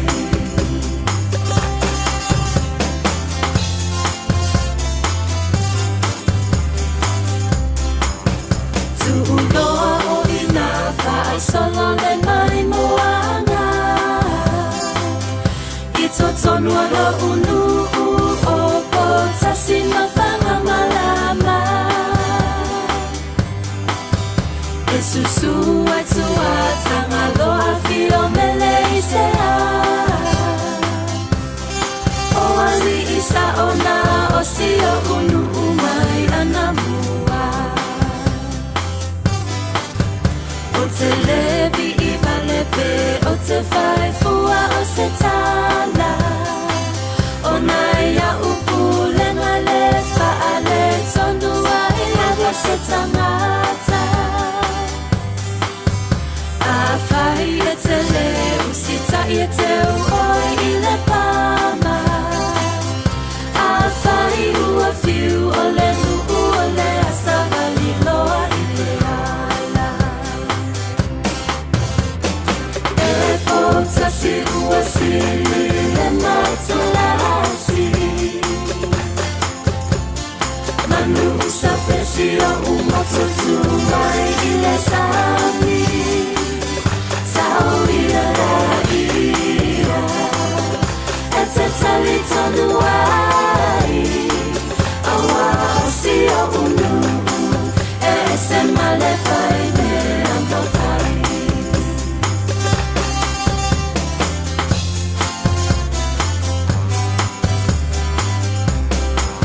e lua tapua ina au tu i si o unu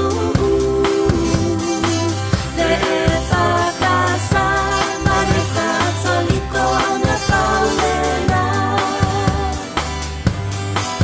e mōri a tau na ngai lea tua mo tangata uma ina ia manuia a inga i le malo o lea tua pa amalo tua tangaloa mamele i se le uso ali i lufi luf na tau na miu ua atoa le tele o malu e ma ua o toa ufaia ma ole lea muli muli sa moa e masau lo uvai pai pa e po tasi ua sili le matulasi manu sa fesio umoto tu mai i le sami sao ia la ia e te sali tonu ai awa o si o unu e se male fai me amo fai e po tasi ua sili le matulasi manu sa fesio umoto tu mai i le sami sao ia la ia e te sali tonu ai awa o si o unu e se male fai me amo fai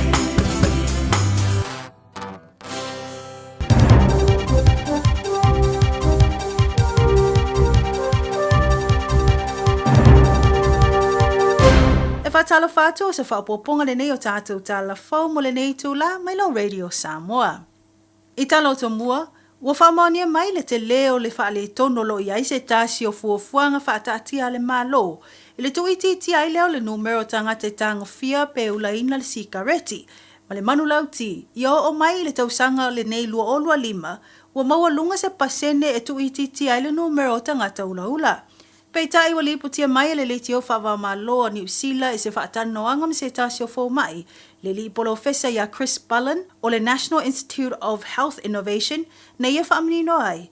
O le whaafitau li tele lava ua ia tirutilo e ono le au sia ai tu langa o le nei fuafuanga. O ngai o inga le malo peino o lato apili ai. Nisi o vaenga taua lava e tolu o tu la fono o le leto e tau mawhatapaa. O le tasi o vaenga na suia. Ma whaatino le nei malo, o le tapu lea o na toe iai o le vaila au o le nicotine. Mai le toi whaapopo atu le ngau si o tapaa. Ma le isi o vaenga o le tapu lea o na whaatau atu o ni tapaa po ni sikareti ia ila atu o na whananau atu i tua o le asa mua Januari lua fe maleiva. Manatu le li fo mai ua vave tele le malo i whaatino ai o le nei fuafuanga e au noa ma le ilo le lei o whainga whaavai mata i ala e lima ta ina ai ngā luenga whaatino e ono angau mai ai le loto tangata e tu uloa le ulo tapaa. Tali tonu le li fo mai e mawhai lava na au sia ia fuafuanga i le tula fono sa iai mua. Ai pitai ua pili nei le malo tula fono, a o lea ua tauawai ina le au sia wha moe nga uma. Mai wha maunga e o atu le tol se lau afe tangata New Zealand e ula ula tapaa, ai o le naunau ta inga o loo iai. Ia o mai le masino te se mo le tausanga nei lua o lua lima, ua valu su lima afe tangata ua le toi tau mawhatapaa. 5% o le atu i TTI. Ai ui i se manao mase naunau ta ingo le li fo mai ma le toa tele o loo ngā lulue wha atau nuina le nei wha moe moe. O loo iai lava le popo lenga i le tele o tapaa o loo au mai wha asoli tu la fono i te tono New Zealand. Wha mawina e o atu lava le 5% o tapaa o loo wha atau wina wha asoli tu la fono le atu nuu. Ma o le tele o nei tapaa o loo wha atau wina atu i maketi matangata i se tau ngō fie. Ma o loo whai ngō fie foi ona maua le toa tele. O le isi whaafita uli o le vaia leo le whaatupula i o whanawa o ngā lo tau mawhaina ta paa ua maua le nei vai tau ua tā ua le vape. E pei ona vaia leo o atu le whasu 5% o a onga e tūla lata i se whale o loa e whaatau wina atu ai vape. Ma e moli mawina ua o lava i whanawite se fulu tau sanga le matutua ua tangofia maulaula ina i a vapes. Ua tau fia mamoli e ne leo se tasio sui a le kengi o le mongrel mob. Utua ia ilona sunuina o se fale maliu. Maui reporti e feso ta ile nei fala vilave i fe ese ingai vao kengi lua po gangs. O le fale maliu wa afia ua whaingoina o le Just Funerals i Mangele Bridge. Ma o se nofoanga na tau laianga i ainga i o inga le suile nei a le mongrel mob. Ona e maui reporti e iai le tino maliu a se sui o le isi kengi o lo vevesi nei ma le o lo tua ia. O lo iai i le fale maliu, ma o le ala lea o lona snuina o lea fale. I le tulai mai ai o le nei whaala vilave na whai ai loa ni os whainga leo i no whanga o sui a gengi i le mongrel mob e toa wha. I le sa ili ai o leo lo tua ia, ma lea lava na tā whia mamoli ai loa e leo. E tōru tau sanga o le lii mai le mongrel mob o moli nei, ma o le atu lai nei luma o le whamsinonga whaituma loi manukau. I le whaatele ina ai o whi ese inga o kengi po gangs o whaali ai po pōlenga. I le saunga le mū ma le malu puipuia o tangata lau tele. I nisa tala wa lipotia mai nei le whaala loa ai le maa lo. O le tuina to le family ona tala New Zealand i le amatali ai se po kalame. A o se fuafuanga ilo maso ina ai whanau o le vasenga lua po le ia tu i mata upu matematika. Ta wale minstawa o nga ya Erica Stanford o fuafuanga o whaatatia nei le malo. Ele ngata o le a whamutu le family o na mosu e ngai mata upu le matematika i whanawiti. A o le awa aia le whamutu wato le 5 miliona. Mo le se lau fast food tolu o whaia onga o le a nafa i le na o le tu wato le lato tau au so swani. Ina ia o au ina le lei whanau i le mata upu o le matematika. Ma leo o atu i le fast 4 miliona o le asasa atu mo e o le a whaia le o le so swani i le lava mata upu i tu atu taimi o a onga po le tutoring. Mo le o atu le tosu whaafe o whanau a onga ma le vasenga fitu anga i atu le vasenga valu i tau sanga taitasi. Ai ui i se mata ngō fio se leni ua wha malaulawina mai le Minstown tanga luenga wa onga ya Erica Stanford. O lo o moli mawina le au tasi ai i le nei fuafuanga o fina ngalo nisi o ulua onga. I lo lato tilo ma lo lato mai tau. Ua whai lava nei su inga i le anganga ina ia tau lava ina whaatau nuu. Ai le o iai se winga i le whaatino ina. Wha leo e ulua onga. O lo iloa le leila vai whaia onga vaenga mai tu e mo o mia e le tamai titi e wheso soani ai i le mata upo le matematika. Ma ua fo i tatonunga al nisio au sue o le tele o suenga e whaia tamai ti. O le ai le whaafita o le whaalongo ina ai le tamai titi o le fefe ma le ma e sue soo. O le nauno te inga le malo pe ona whailo le tamai tai minstaya Erica Stanford ia mauni wha maumonga maumaututu o whanawa onga ma le tūlanga o loa ia o lātou tau mwhainga. Ma o nei fuafuanga o le awhisoswani tele i le aloalu i lo mo tūlanga o ngā whanau. Mai tala i talonga wa lipotia mai nei le amata ave ese mai ai o sui o le au kirikiti a New Zealand mai initia ma Pakistan. Taluai le whaatupula ia pe o fe ese inga ma vevesi o au tau po military a tunu nei lua. O le tilo i le saunga le mua au ta alo New Zealand na ala i lavo na whaia le whai unga. I le avese mai ai o tangata ta alo le a tunu. E pe o na iai te tonu o India ma Pakistan. Mo nisio ta amirasanga wa whaingoina o le Indian Premier League ma le Pakistan Super League. Ta awe reporti ma le teo whaavamalo New Zealand o sui le au ta alo le atu nuna fuafue au wai ta amirsanga le Pakistan Super League po le PSL wa ngai atu i tupai. Masui na awai le tamilisanga le Indian Premier League na mawhaio na nga I ese I le maua e hai o whaamtalanga I le mawhaio na toi whewa I o wa lele. Whamawina reporti e tau fia le tamilisanga le Indian Premier League o toe se fulma le luat au ta alo toe. Ai mo le tamilisanga o le Pakistan Super League o lipotia mai ele tau fia ma watolo po ai mo se isi taimi. Mōre si la fiana tu lai mai lei vevesi le vao Pakistan ma India I le mali liu ai o ni turisi I no ta whana I te tono na nofuanga o lo pui pui ai vaenga wha military I Kashmir. E lua sulono turisi na mali liu I le nei whala vilave. Mō tātou telefona mai lo Radio Samoa whaftai whafonga mai tō whasoifua. Radio Samoa. Taslima Ivatolu Amo.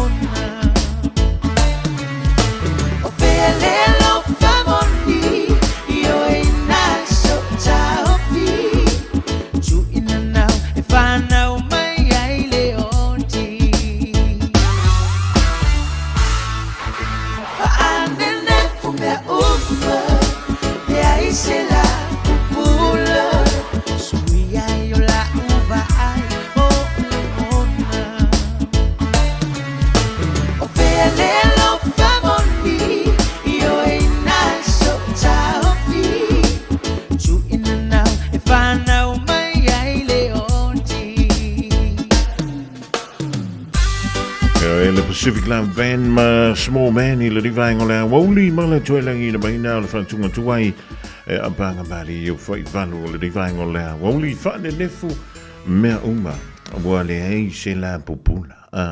Le tui na nau. E wha nau mai e le matafula. Tala vanto i ia show sori alo panti faladiko va jula sua fa tento. Mala o nanga na la sunset moto si papa toi tuai. Ja, ole si da kan. Masaro pe fa e pe di man ke de fon. Ja. E kasi ala e ave fa. Ia ma le fa la keu solo yo i ka vale kan kala va ko fa yo faring sing. Tala vanto tina ya sina le ole va futo mele ni va ngolawo. Mshuta maya ye lo me grey. Ol jangan dani. Wale pun soi fu le ola ngale ya ba lo ali soi fu ma le langiema. Lucia so fa tala fa tina sini au se talia Melina sita fale tolu. Ja, enjoy for him Elaine Pino. Maria Lucina Tavai na Sili Leanga op de Muli Brisbane. Ja, maar ook maar wel even fantastische melodie. Ja, hoe lo zo ja DJ Bose. Wat voor je Bob Nanti Williams. Oi maar is idee lunga I Banti Augustino. Ja, maar pali I vai Manta Elinga.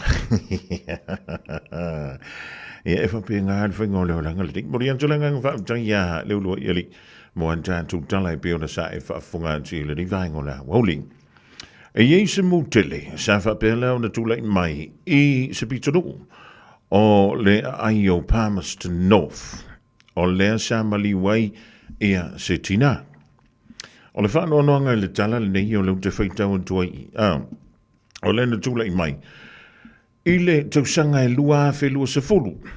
Fai mai. O le ngai o inga sa fai e se tamititi se fulu lua tau sanga. O lea ua se fulu ma le fitu nei o na tau sanga. Ma ua whaasala ina nei. Ile mele ta ua o le home detention. Ia po o le wha mauwoi lele o langa kau lima ile. Ia o longa kau vai e ngofu wha le ye le whale. Ia e pei o na ta ua mai le li poti. Se fulu lua tau sanga. Ia ai maliwai se tina ia posta mai tai. Ona, o le mua I o le fale, I le pitonu una I Palmerston North I le tausanga I lua filu sfulu. Ia, wha miselenga ngō le tu. Mene o tamiti a o na ta aloi mene I ofi. Ia lo knowing. Ia le se me mawhai. Ia e tautua ma tātou. O le whanau a o na tā alo. Iesu sko ngā mea e whao ngā ka alo. Ai maisi ala whanau iti. O le e o kuma me fui e peioni whantuita inga. Ia po le nifi whaapata whanawa. Ia po le kui po le spungi. Ioi. Ai tui e la le me fui le leo le palaka le ilu mo le potu mano lo po tonu le potu. Ioi. O te whai antu a o lan palaka na ana I tonu le namea. O longo winga, e ke koe apa kua kuat. Neoe, e te toe a apa antu lava, ua whai si tuai. O longo winga, o lo I meo lo tele nai $2 shop. E I mo meo me plastic nai mwhio na wantu mo mono iai. I nai le maenga le sulu yel palaka. Ia o na fiwa le o kamikiki e kauwhai. A o le na ua whai sa ngā lue ngā lofa. Ina nei te wa tupu mise mea whapene. Fa no le mo wi o soifua se fulu lua tau sang soli ma kuwa la ikiki kele ia lea tamititi ia e fa tai o lea wa mawale unga ia e nofo vava ia I lo lantu inga Mavis Mose fa ndalavantu pina nonu ma lo le fa ma lo le tau tai o ne emisia tanto filo inga ma le fionga ia lilo ma yava mai na vai ile a fo le lua ile o le ding. Ja, wala wale nung puya li lo jo wa pa ia malo jo malu me lo tupu me lo ant tupu. Ja bri jo vanga no tu late mai. Ile lo manai. Tono le tanto tro I Samo.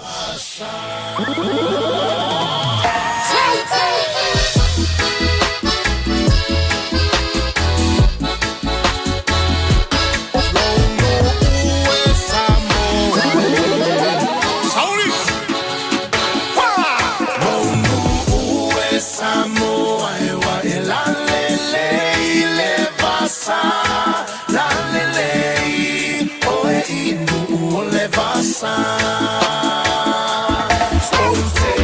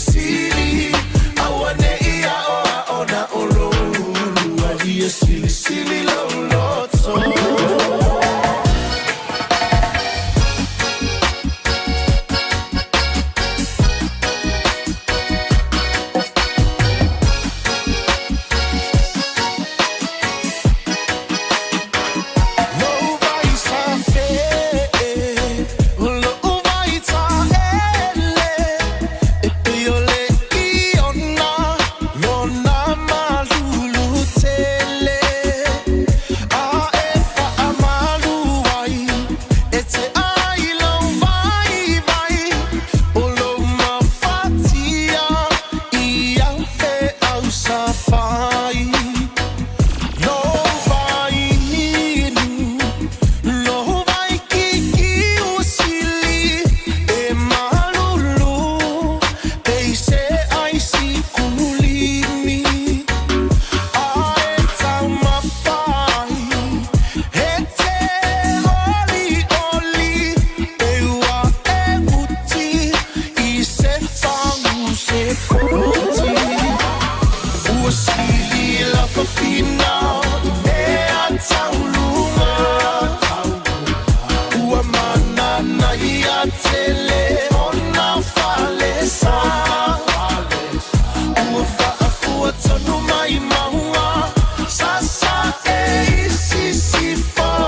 Me tati sila mo sama le katoliko. Ole tofia le teine Samoa, ya mala mala male taina ole sua. Le palua vama le sula tonga, ia mana tua. Ia mana tua. O tupulanga talavo ine ia so. Kase mana ufa ali ali malu. Ai tile fa Samoa, wana ole nanu. Fa mole mole so te filo malu. Ole tu file teine Samoa, ya mala mala male taina ole sua. Le palua vama le sula tonga, ia mana tua. Ia mana tua. O tupulanga talavo ine ia so. Kase mana ufa ali ali malu. Ai tile fa Samoa, wana ole nanu. Fa mole mole so te filo malu. Now ia e mawale poto sili sili sili. Awane ia ona olo lua ia sili sili lo loto. Avia maua sosa, Omega ka. Diana knowing moa, Omega ka. Savale tau mofie, Omega ka. Fili mai loile, Omega ka. O Meka Cars, lua selau Cavendish Drive i Manukau. Pole telefoni o iwa lua fitu lima walu tasi lua. Susu mai manu kaune, Omega ka. Umalole keisile, Omega ka.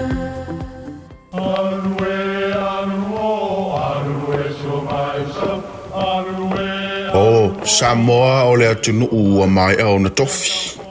O le la au ua mai au ngā tātulanga. E le to e tau au whangaina. O le vai fo i ua malili ua mai au na saiki. A o lau polo kalame o le vau filifili. Ua na o se toi wha manatu. Ua na o se toi whangu whangu i au ngā nuu Samoa. Mau upu ta oto, mau upu tu. E ala lea i ala ngā upu ma muanga ngana, ma le vau ngana. A wane i emisia le tātou polo kalame. I afi o aso lua ta itasi le itu la e valu i lunga o le Radio Samoa. Ia manu ia tele, lau mai muanga, ma lau whaasaunga Samoa. Tasi lima i watolu amo. Radio Samoa.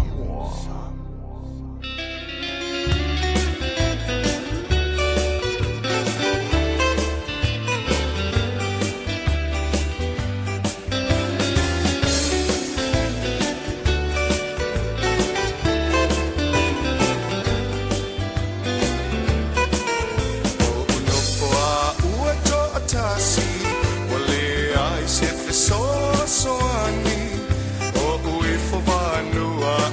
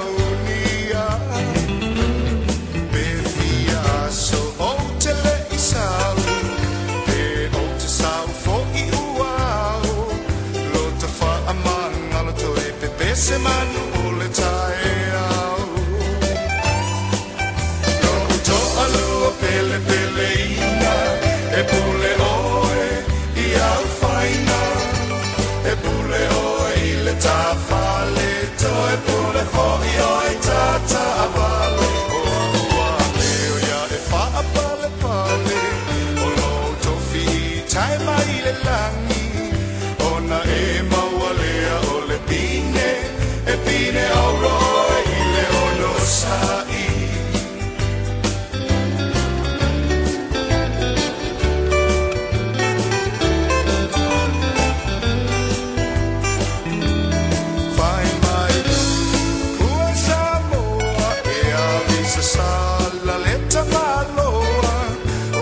Sami male lau ele ele ua muli au loa e ai anga mio si tama fia tama auto o le tau langa e moane o le ata ua tole fo I lava ya mama no toa lua pele pele ina e pule oe I au whainga tawhale toi pule fōi ai tata amale ua ua leo ia e whaapale pale o lo tofi I tama I le langi ona e maua lea o le pine e pine au roi I le ono sai Supervali o le Polybait Express mai Hawaii le divang o la woli I le ulus fulfitu milutu wate e nile I Julai luai o anga I amtu fo I matua ma ave tawa le piki mai le whana wa onga manatua o le aso na wa whaupopo in tawa le yei camera so I mo le sawa sawa e lunga tei lea o na wa yei SUVs a le Auckland Council e watau lea wantu le tusi ka paka fo I lili anga owe I me pu anka I kongo ngisio na ko ka vani e pu e ai wha le leile antalo number plate moli atu ai lau sana pe a e paka se a matamai I le ni masino me I oe e sana ma oe kupe malago Wapai atanunga manono afio ai le upolu le matua afio ai o silinga tu satuku o la fao muifa apea ainga alalata ia ia toa mafua yumolu alomani etoa Osana mafai ngata o te tiwa ile atu Samoa Alo sina masale valasi Tula itato sapa itali Watailingi ata ua imatangi Angi malua eleo selai Wapau tanunga manono wasusula Ufea ngaingata wile langi Ele onipa ia mama maluma Sani ofeo yole atua ile langi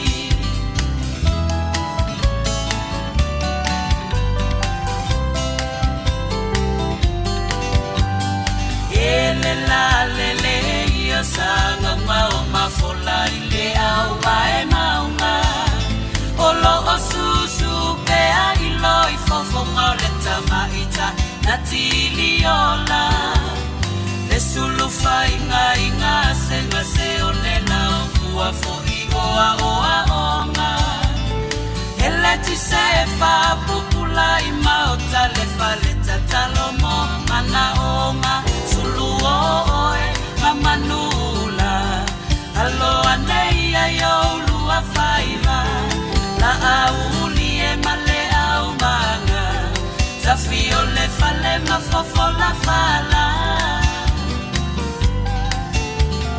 Ato etu ife alo fai bea siline polo polonga O manu afa aifo mai langi faya lau taulanga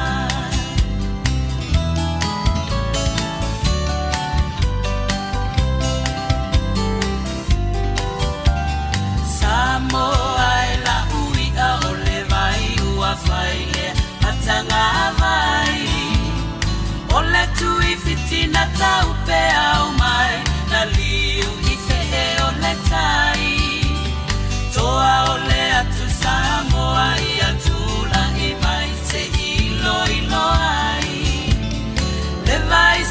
no na soso ase itaunu ile tua sivino foai ei asase e maile alititai etakuwa fanu wale ai tufe ai uale ngatala na pule ile tai elau ele foi wasasao ai ele ai afata fai maula watafili tai mai etangata ile aolo natino mai ai liupe apongi pongi ai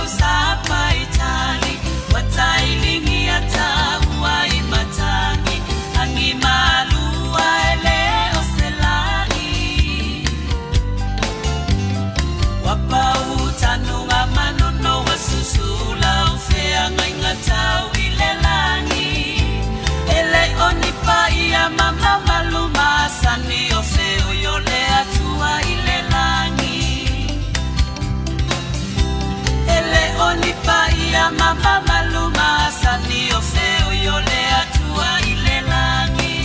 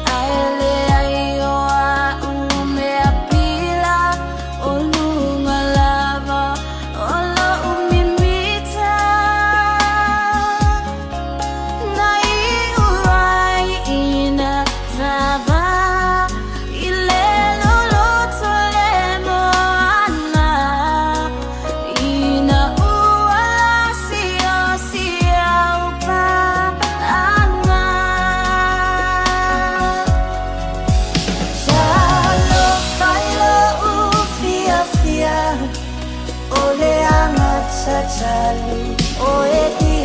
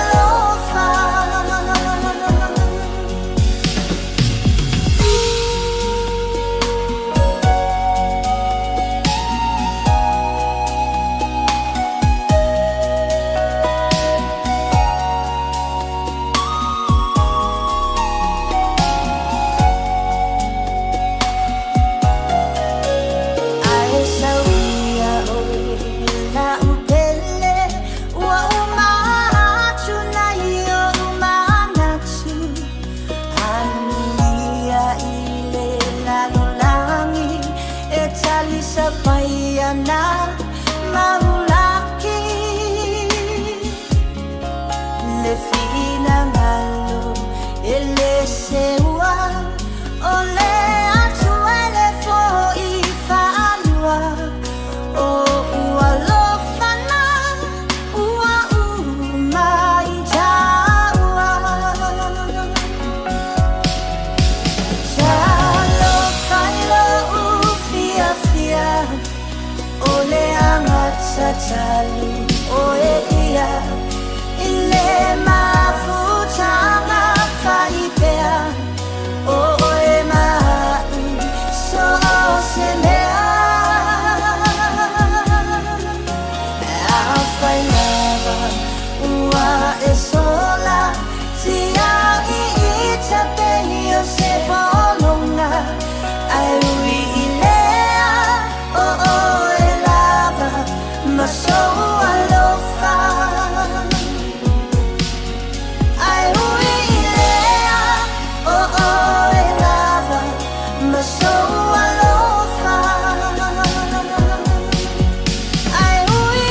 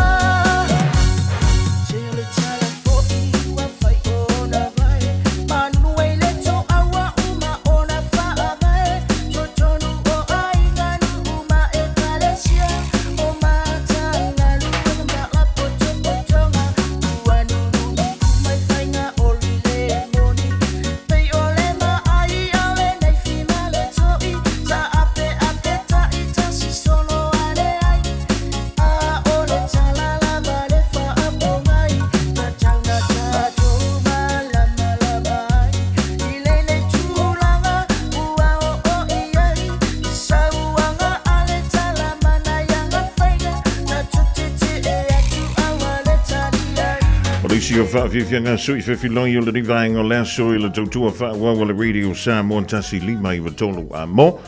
Mai paunga tai longo i pule e le ngantai lea o mautua tasi ma lena a suahu. Ia Mauricio tātou Fa'afiafianga e peisa e wha'afunga mai iai le rifo i vaenga o lea woli.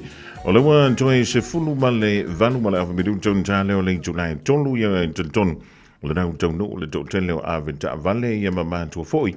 I lo toa o whalea onga ale whana ia wale teimi e tu wai ala tu wa onga.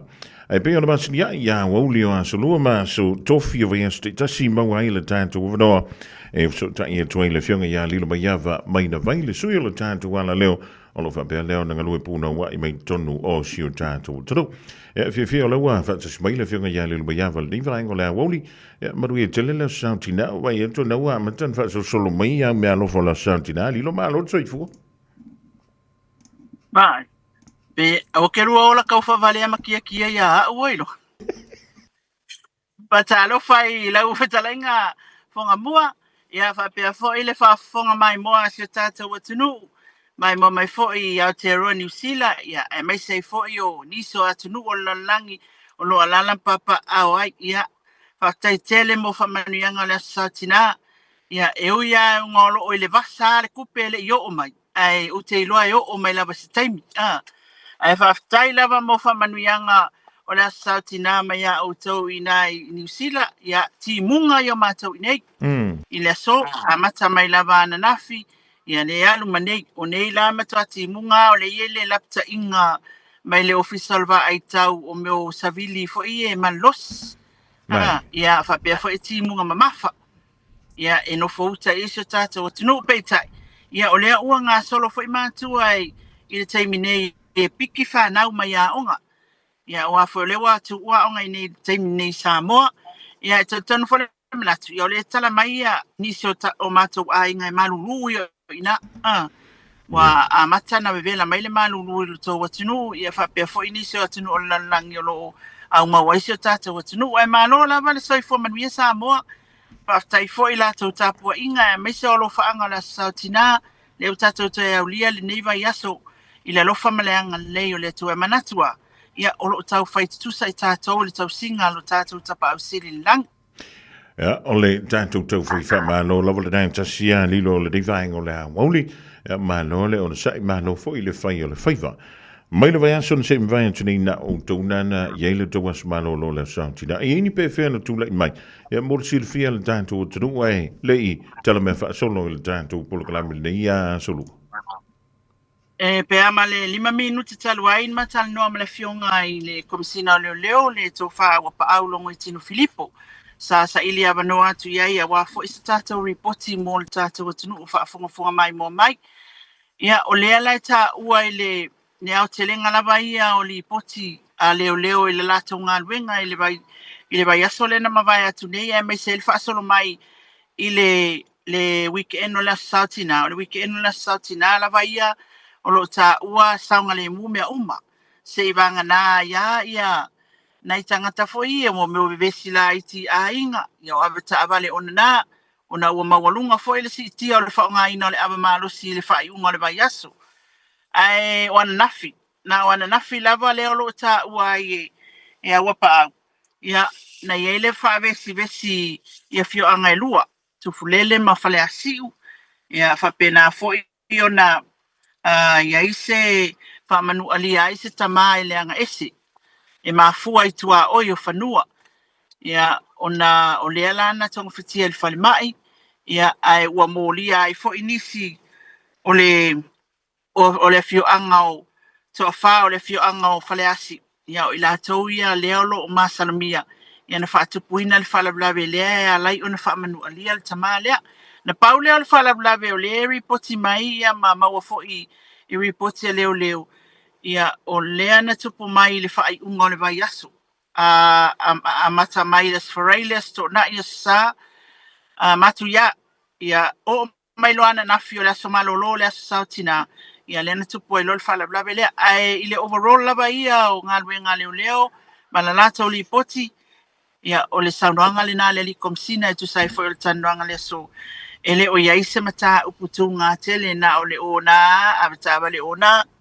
Ia ma le wha ua mawalunga le wha o ngā ina o le ava malosi. Ia ona o le weekend o le asautina. La se tu ngā o le whewisia inga le ia whio anga ia lua lilo mai. Ele I tala tele mai le tulanga ile mata upu. Na pauale whailoanga mai le fionga al komisina. Ia o le tulanga fo ile wa na afia ia le tama lona a au ona ole anga esi. Lona winga ia wa ai ole tūlanga lava ia nai ai. Ia o ese senga i tua oi. Le olo o tā ua e le fionga le komsina. O ese senga i le tua oi. Ia afia ile ao tama. O lo o le fale ma. E to a whala ua molia.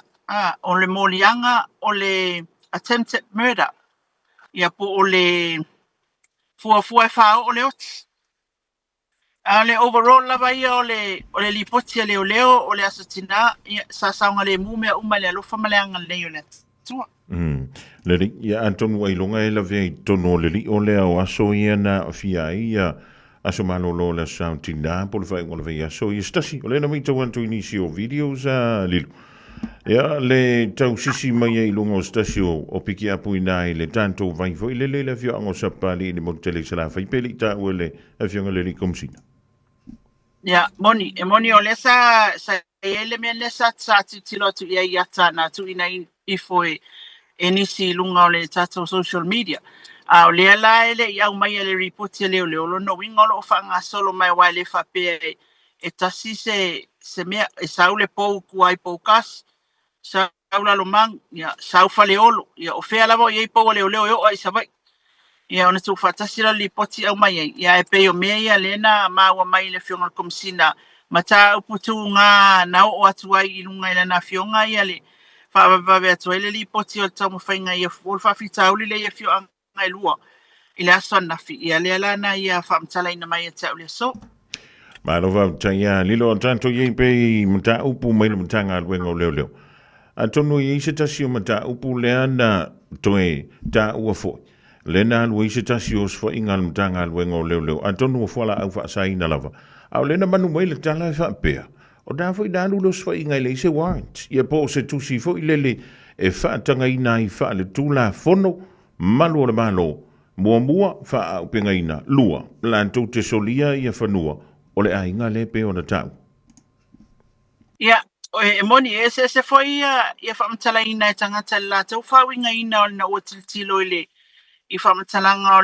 le suenga leo I se ainga I le fionga leo nei. O na o lea wa whamanino mai le fionga le liko masina e lua ia tusi e lua warrant. Na whapena o na nga ia tu ma le matanga luenga le lato ngā luenga. O le warrant mua o le search warrant. O le warrant le e su e ia fale uma ma whaatanga ina ile matanga luenga lato te su e ia ni me o lo masalomia ila lato ria mai tau o le fa so tu la fono I tonu al fanua po le ainga lua o le warrant e mai leo pe fa a pe ngai nai leo ia na mafua o le ta o le fionga le komsina na mafua ia le warrant le o le mo leo ona o le ana o mai ia fa matalanga o lo o iai a upenga I tonu al fanua le ma le ainga le na lai ona fa penga ina leo manga ia tulo iai o warrant la ia lua pe ona ta ua e saini ai le fionga ile minsta ia ma le fionga ile lo ia sili al tato malo ona fato a mafaila ia lea ona fa atino tulanga lea ile su e ina le ainga ma mafai foi ona fa upenga leo a walo lato puipuinga e anga ia twai ia ole ana fa maonia mai le fionga le komisina e moni mafamao ni ole na maua ia a upenga ile ainga lea e tolu ia la o malosi foi o pisto le na maua ile ainga lea e unlawful uma pe ele fa tanga ina tono Samoa upenga ia la malosi ia na maua ia ammunitions ia po pulu fana foi ia po tsam ele fa tanga ina tono le tato watunu le Samoa uma ile le afani ile ainga lea ia tolu na maua le tolu se fulu afe la cash tolu se fulu afe la na maua ia utensils ia po me faitino foi e faunga wale ula ina le aisa male marijuana ia e fa pena foi na maua le marijuana ia ile le ainga le na nga ia no winga la ia ole fase agua te lole ile na ye foi fam tanga fa pe na watu leo ma penga lai fai mai le ping po le ainga ia ai o le tulanga na len sa ua e le fionga le li komsina. O le whaamalamlamaina leo le ngaluenga leo. Ni le saunoanga le fionga le minsta leo lo whape mai e le tatau na pa penga ina leo. E se foi le mta uku. O le am whaasoro a kuanga o leo. Ia. E pe foi le tulanga foi le watau ave leo taipei o tauma o stali. Ia au penga i no fuanga faitele. E le o talia ina le tulanga le lu tatu tunu. Ana pawa le mea leo lo talia. Ia ai iai fo'i le whaatanganga o ai inga matutuunga e au mai mtanga wenga o leo. Ilo lātou whaonga ai o le au penga. A wale anga i susuenga. Ai o mena na maua mai le ainga le lo whape mai le fionga le li komsina. O le tūlanga lava ia le lātou ngā wenga. E longo ina loa o lo o iaini au penga manila au malosi se ainga. E tatau la o na nga i malo le malo lātou puipuinga. Lea lai o na talo sanga atu le minsta i se warrant. Ia e a mai ia tamale e anga i whatino ngā wenga. Ia, ai o tūlanga na tolu sifuru afe tā lana maua, tolu ia unlawful weapons, ia po o la au malosi ele whatangaina tonu tātou atunuhu, ia au tatau ele whatangaina tonu Samoa na maua, o utensils, ia ma marijuana, ia ele o confirm o i mali aisa. Ia ele o confirm pe ye manisi mea ai o le tūlanga le nā whangamua. Ua mōria foi la nisi o le ainga lava lea mai lātou na maua iai i le taimi lea. Ia i mōrianga ia ele i whamautu mai la e le whionga le li komsin. Malo sam noa ni no mai. O ia la ngai fa mai ia lantou whamtalanga li o na fuutoi aluno swa inga leo i au noa money warrant te pe ona ta ua mai nisi o whawhatala. Ia, mai lo foi tata o tinu ue e peta ua loa nisi tangata e peta ua loa ia upenga.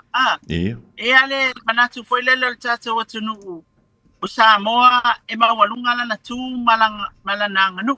O le ava fata ma le whaaloalo.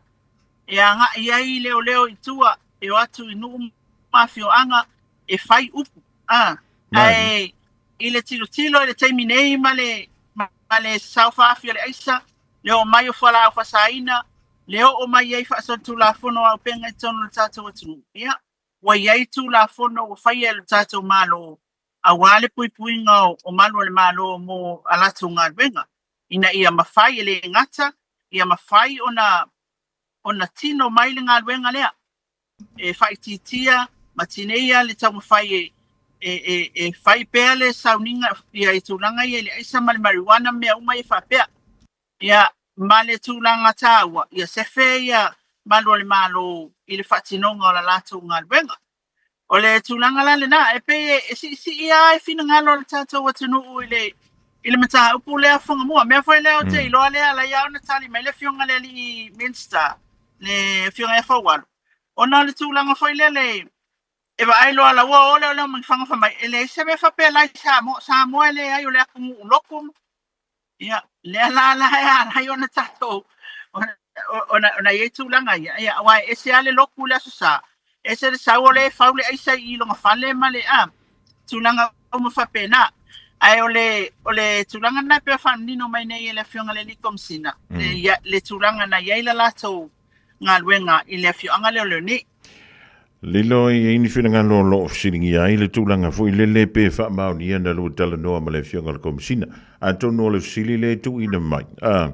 E tu ina mai fui le tūlanga o lau ngā luenga wha atu stala. O leu te malama ma o leu ke ngofo markat. Ia i sei sauno ia sei wha pula lea vaenga o le ngā luenga. Ia wakele ale au fia kusikala le ia nei tatau atunu. Ai ma nai ia pia e saule le ia te alu le NUS. Ma e saule le ia te alu e tu stala. Ona e saua i lola ia le te whaasala laupe wa. Awa o le mele nei, e le mawhai e tatau ala atal nei o Radio Samoa ma whaasalonga nei. O na watu ni whamatalanga, e le sau mai le Channel of Information, mai le ala o whamatalanga, ni e aloa ia. Ia, o loo iei foi, e le whapeanga o walma kalangoa i o masi mle whionga komsina. Sa ono wale sa ilisa ova noa last week. E le imawa sa wanoa sa pisi tele ia mtanga renga. Ai o nei, lea ua ono fo I e whakalila whanau aunga ia na o vili atua I loa I le whionga le likomsina ma mātala noa ai. Ia mo lau sunga la le whasilingi e tūlanga le le mwhai ona ua vātua le odi o tala noanga. Se lea ua uwha o atua lau li poti peti tali tonu la ia tea. Ia au le ngā luenga mātou e whaatino pe alava a wādi si le fia le tātou tunu. Ai o le tūlanga na e se lea ka mamai o le tātou nisa le tātou tunu wali whonga mua. Toa tēla I o le au tusitala. Ai le ai masasi o ku sia se kala. O le mea la na e whaalangolango mai le information ne ava kui I lilo. Ai so ia. Pamole mole. Le ngā makalango ngi maua pa au. Se fuka umana so tinale foi la tau fase sa mai ataita.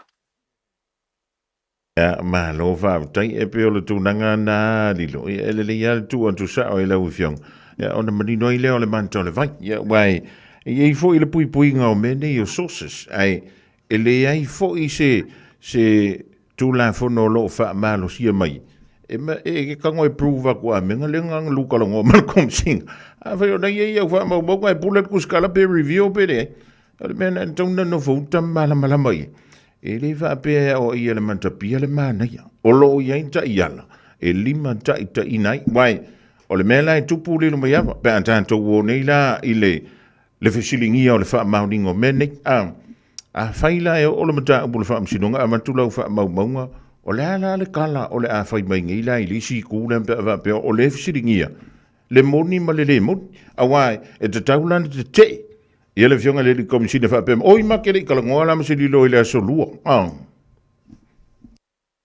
Vai e ma na ia yo to inga cases na e la case fa pena na ia I lua felua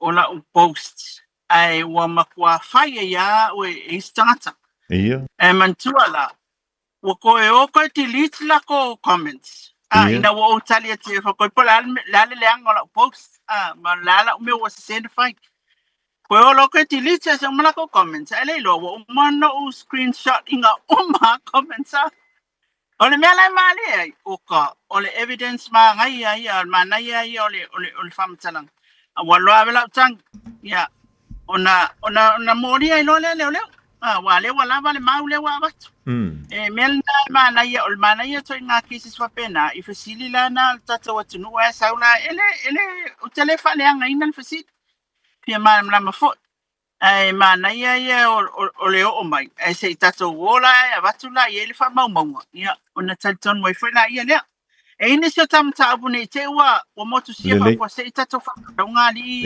fonga mola sauno ia e ni se po pe ona failo mai le fonga le likomsina ona nei le na finalize I molianga leo fa sanga il tama yo lise lise Marie Schmidt leo lo molia ile mata po foi le o molianga e molia Eva molianga misleading o le faia le o le lima ia molianga o le fabricating evidence ia leo lo molia ia le sunga ia lise ile mata po foi le ilona so tama fai ilana tusile na ave tama fai e suia ia le suenga leo wa mai al suenga leo lo mta foi le mali le Professor Caroline Caput ia aliana na tusia le tama iolise ia I o ile au malo ia malim tanga venga foi leo ile mta upulia ia ma ave ia na mau faitino ia le la mo lia I leo I la so se tonunga le la fa mau tu fa me na finalize ne ia mo lianga I le ta wa mai le finga le komsina ia wa Eva misleading judges ia lima fabricating evidence lo no winga la le tam fa tuile le ma ia male ta se ina po le pe o le ngia o tato watunu mo lianga la na le wa fa nei o le la fa tulanga mai o la se tolu a uni ia o le afa pena ona fataltai ele mata opule le famasino malo fa tai malo fonga le diva ngola wo lo no wingala o va nga ia le uta pena ia le mtanga le nga I toe abuna tulele ile famasino ia wala vale fina wina le o le lanto case mantua le na pia mo talwaini e mo le anga fa popole o le ia na avat Madi. Ya le ala wa na fai mai le na tu mai le ava no el famasino ngai finalize ia molianga. Be fa mausalia tu molianga leo.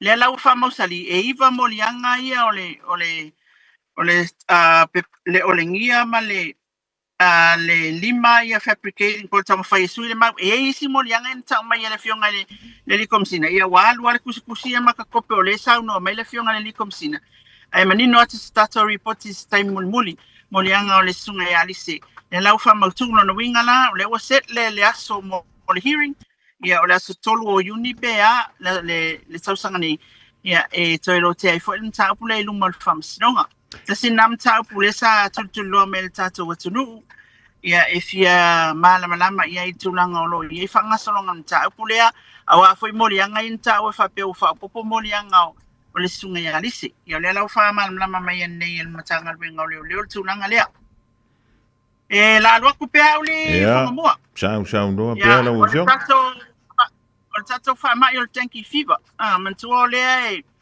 e a foi e tato o te milenei le ole pepesi sa mo al fa mai o tanki fever ta ua fa pe tolu sfulu lima ia samples o toto fo ia na watu e si aki le faleso e toto ia pe afia le tanki fever ia au mai lua se fulu iva e fa maunia ua maua le fa mai o le fever o ponai ia po le tanki fever e mai le numera e lua se fulu valu ia ila tau na maua i le fa mai le nei e mai upod e to tasi e sau mai savai ia o falia foi la ele e sui office silon tanga renga ole soi formaloloina le fionga e tanga loa Robert Thompson e fai tu a inga siama o le tanki fever ia ole e amata mai le tanki virus 1 to tanki virus 4 e fai e tu a inga siama ai mo sa mo ala vai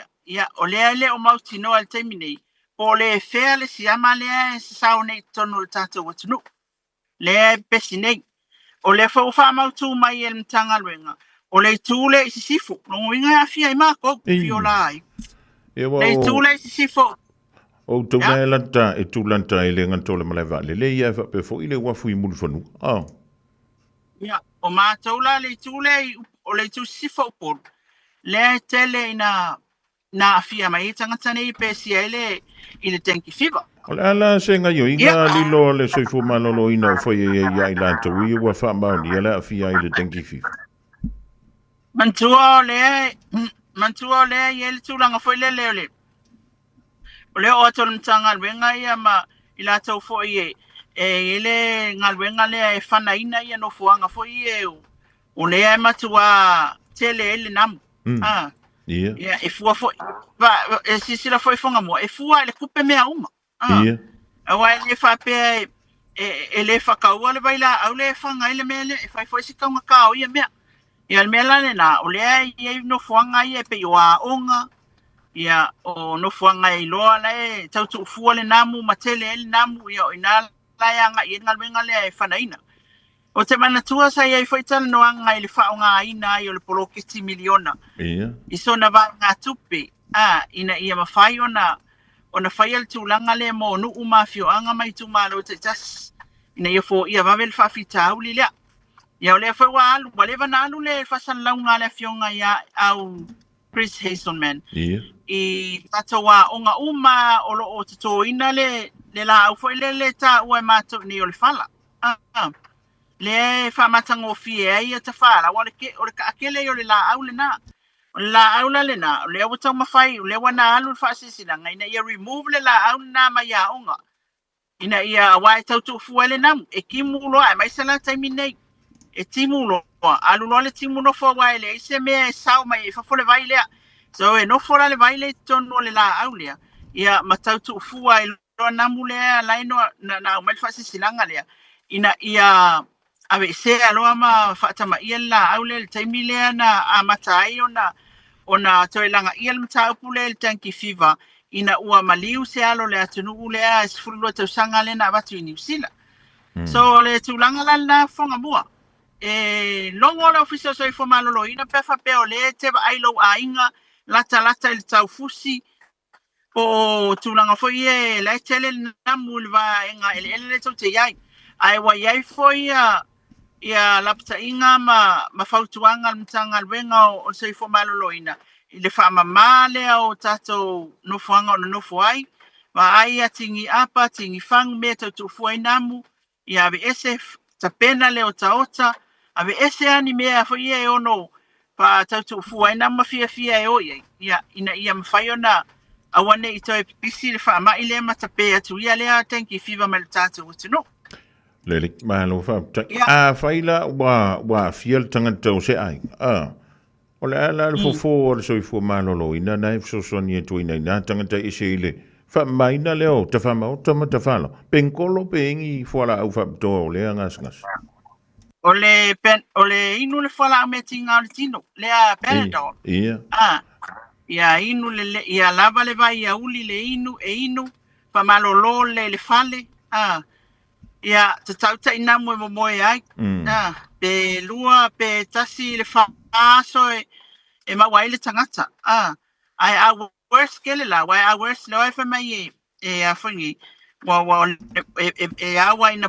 toto se tulo le fa fonga mai le tata tunu ia ma si tia pe le fiva ia e aula ona avatu le fale ma o worst cases la na e ma fine ona avatu le fale ma ia watonga fitinga ale officer so formal loina ai ol tanki fiva ia a faio lewa mawal tanga tanki fiva por tamaititi ia fa file mu le fale fa inu va yauli inu ia sua o fuala pe o niu ia ole vai fala fa inu ai por vai ti polo ia na mainu le fuala au le meti nga le tino ia te ama mama te ama le isi e pata ile tino ole tanki fiva ilo ela so lo ia so ia ele fa pele work so tanki fiva lo ngole wa ese tu ainga namu ia wa mawala lang pe fuale ese fo yole o sawa fa ma ile ya fa yole ne sa no le mo ya vai fo ia be fa variant ole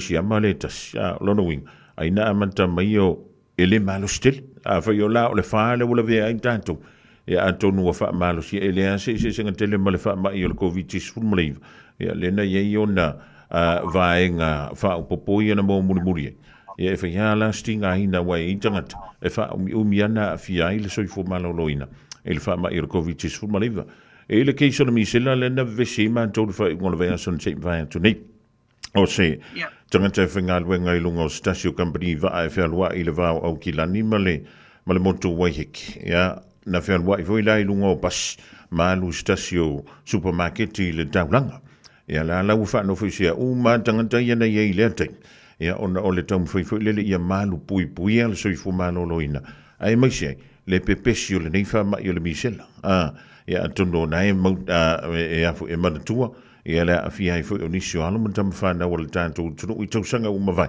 en talo si ole ale to yo on to le pepesi fa afi ole nei fa ma yo ti tono le tanto tunu ai fa wo ya la usanga ngale nuia ya o tatoli potina mai le mtanga wenga so fu maloloina ole vayason sem vaya tunelas fraile ia lesa faye foile patautaiele press conference ale vayang file fast ol mataapta wasa opiki mayol tal noina ole poloketi miliona tala le olo fa pe mai le fionga te telefono ole ai swinga ile poloketi le nei pe fa pe ai to la ile man malo le fast ile palo tal to sang fo ya o swinga e tilo o swinga e tulanga fele le tilo ile senga o vai ngo tupe i tu malo ile wai ole ai la ngata sia o mai tu malo e limas futasi le tasi le miliona ya ole tulanga le fa mai le e sa i mai le tele o tu malo ona le tulanga foi le fonga mua i tono le tu malo e tasi fa nu ulai ai Mali. Al sono e si tu malo e tasi le no la yai. Ale la ngata si fa tasi uma e tasi le miliona tala. Pela le fa seana i se ofio anga.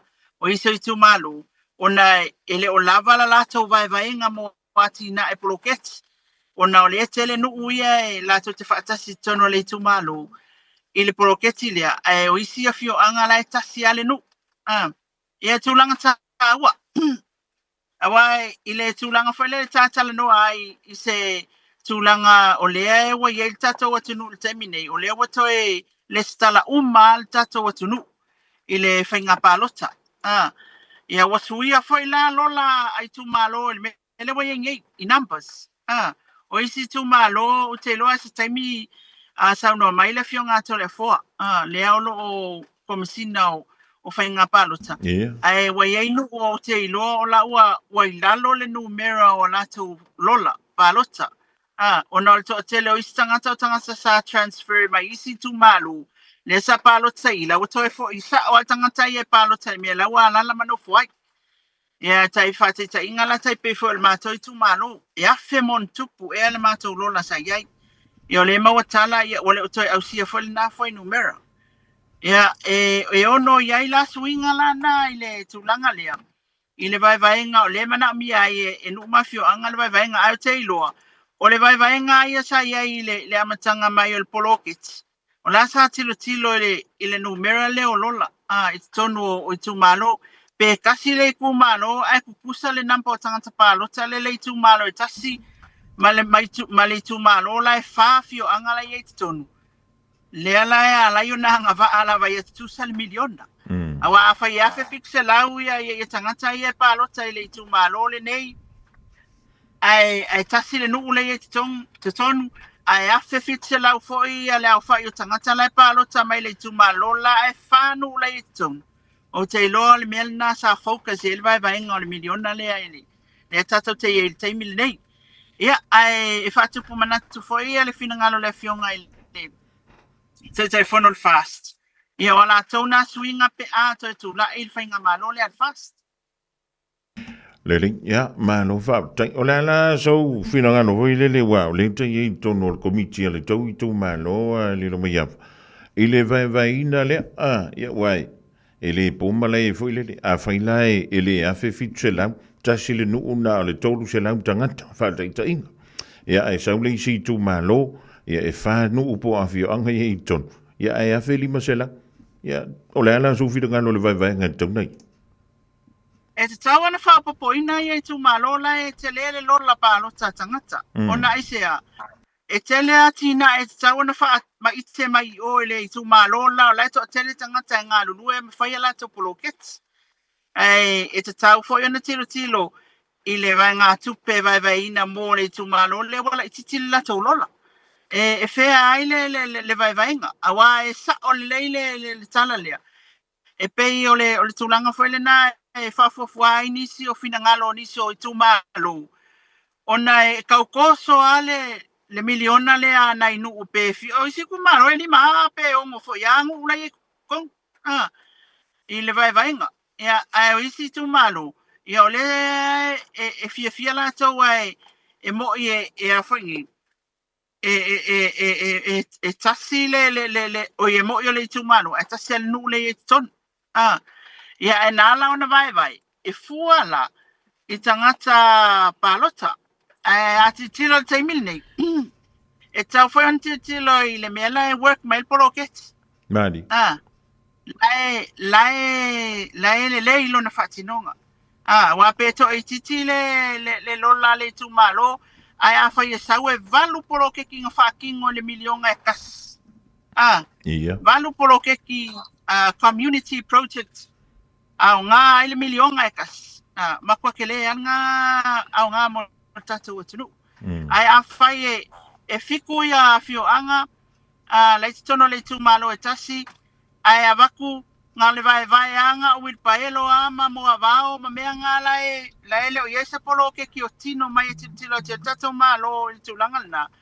E le ia ia se singa, ia o te iloa la i nā e tau na fua le iai. O le mea le work, a ele tato tupe. Le ngā lue e ele tato tupe ma maua mai e le isi polo friti mana ia mo le tato malo ma manuia i o tato tangata.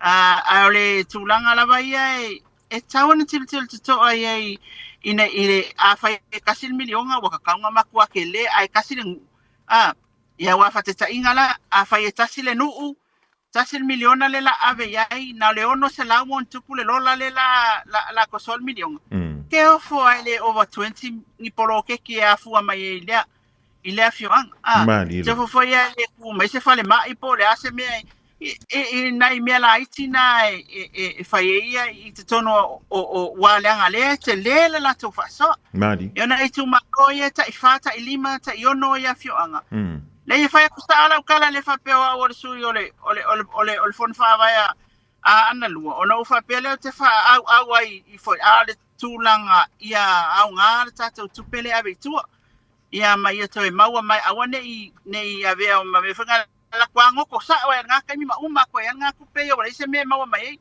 ai le yo na no atu tu pe tu ai ta to tilo I fua to e fua mai ai mani I tata tu malo ia ona ilo ai le au nga le poloketi o te awai foi la le finangalo le ole fast it's tawana to Malaysia la me tawana to ai mismanagement le tele o me tele o fon fa vai I issues ia sa tal fa lo toi fali ile fa nga ina o tata poloketi tawana tilo fo tata ta iala wa mea ta ua lai va ai lai au ngā lelei tawana alau lelei awa foi mea lai va ai koe le ngal whakakai alunga mea lai le whaongai ele tawana ave ese mai ta ia lai tu nisi o vaenga e whaale o mingoi ke le i tato tangata va ai matuli matai mea lai au ngā e lakwal polo ke ki lea lai whaonga mai tangata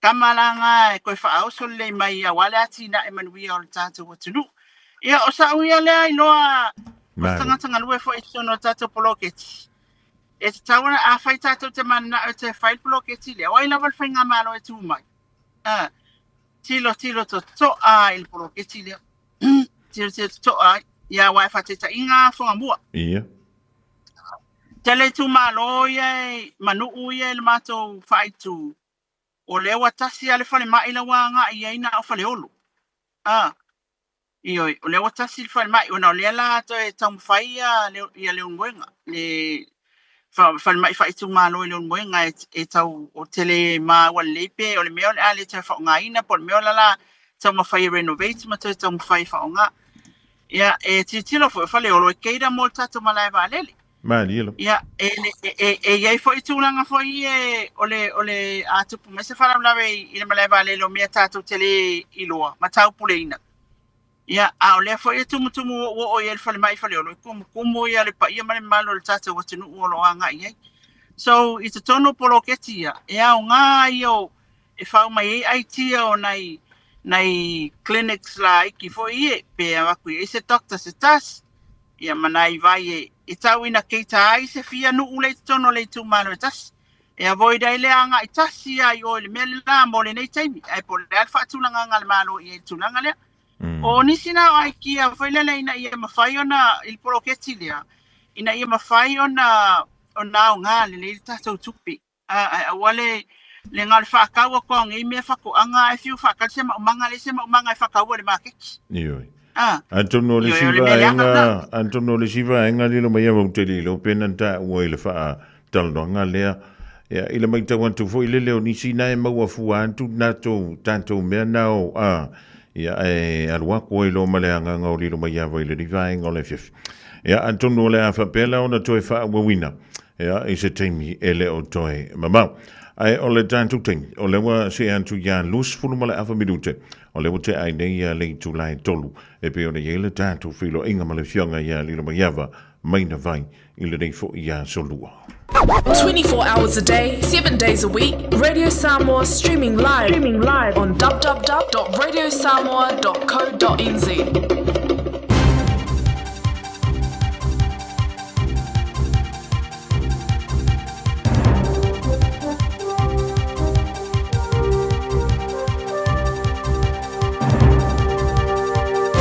In this update, a controversial solution for Health New Zealand's bloated elective surgery waitlist. Documents from February show Health New Zealand plans to contract guaranteed low-complexity cases to private hospitals. Public hospital doctors will be asked to work longer hours and do the more complex cases. Patient Voice Aotearoa Chair Malcolm Mulholland says surgeons are already stretched. Many of the surgeons are working through weekends and some during weeknight. I don't know that we can ask them to do anything more than what they're currently doing. National's Chris Bishop is slamming Labor, saying the government's pay equity changes cut women's pay. The law rushed through under urgency last week means claims of gender inequity must be resubmitted and meet a higher bar. Labor leader Chris Hipkins was outraged. Did you see that Christopher Luxon's now taking money out of women's pay packets? Last week, National forced through a law change that will stop thousands of women from getting the pay they deserve. National's Chris Bishop says Hipkins has crossed a line. I'm calling on the Labor Party to do better when it comes to this sort of rhetoric. That it is deeply misleading what they are doing. They are actively lying about what the government is doing. Australian airline Jetstar is keen to stay on Kiwi travellers' radars. Air New Zealand's been facing criticism, including a passenger complaining to the Commerce Commission about the hefty fare for a flight to Wellington. It's defending its prices, saying their fares reflect the true cost of flying. Jetstar CEO Stephanie Tully says they're clear Kiwis get a choice of carrier every time they fly. We want to be in that choice consideration, whether you're travelling for work or for leisure. Anthony Albanese's been sworn in for his second term as Australia's Prime Minister. I, Anthony Norman Albanese, do solemnly and sincerely affirm and declare that I will well and truly serve the Commonwealth of Australia. His updated front bench is also being sworn in after a few changes, booting out 2 senior ministers after infighting for cabinet roles. His party holds 94 seats to the Liberal Party's 44. And that's news. To sport, and co-captain James Fisher-Harris and winger Roger Tuivasa-Sheck will both be named in the Warriors lineup to battle the Dolphins in Brisbane this weekend. The pair have recovered from pectoral and hamstring injuries. Prop Jackson Ford's been ruled out after suffering a head knock in the win over the Dragons. The team's named at 6 p.m. The Hurricanes have confirmed Kenny Naholo has ruptured his ACL in the round 12 win over the Chiefs and will require knee surgery. The winger will be sidelined for the remainder of the Super Rugby Pacific season. And the New York Knicks have moved within one win of the NBA basketball's Eastern Conference Final. They've taken a 3-1 semi-final lead over the defending champion, the Boston Celtics, after winning Game 4 121-113 at Madison Square Gardens. And that's sport. All I hear is Radio Samoa, Radio Samoa, Radio Samoa. Tasilima iwa tolu amo. Radio Samoa, Tasilima iwa tolu amo. I get it down on the dance floor. Watch this.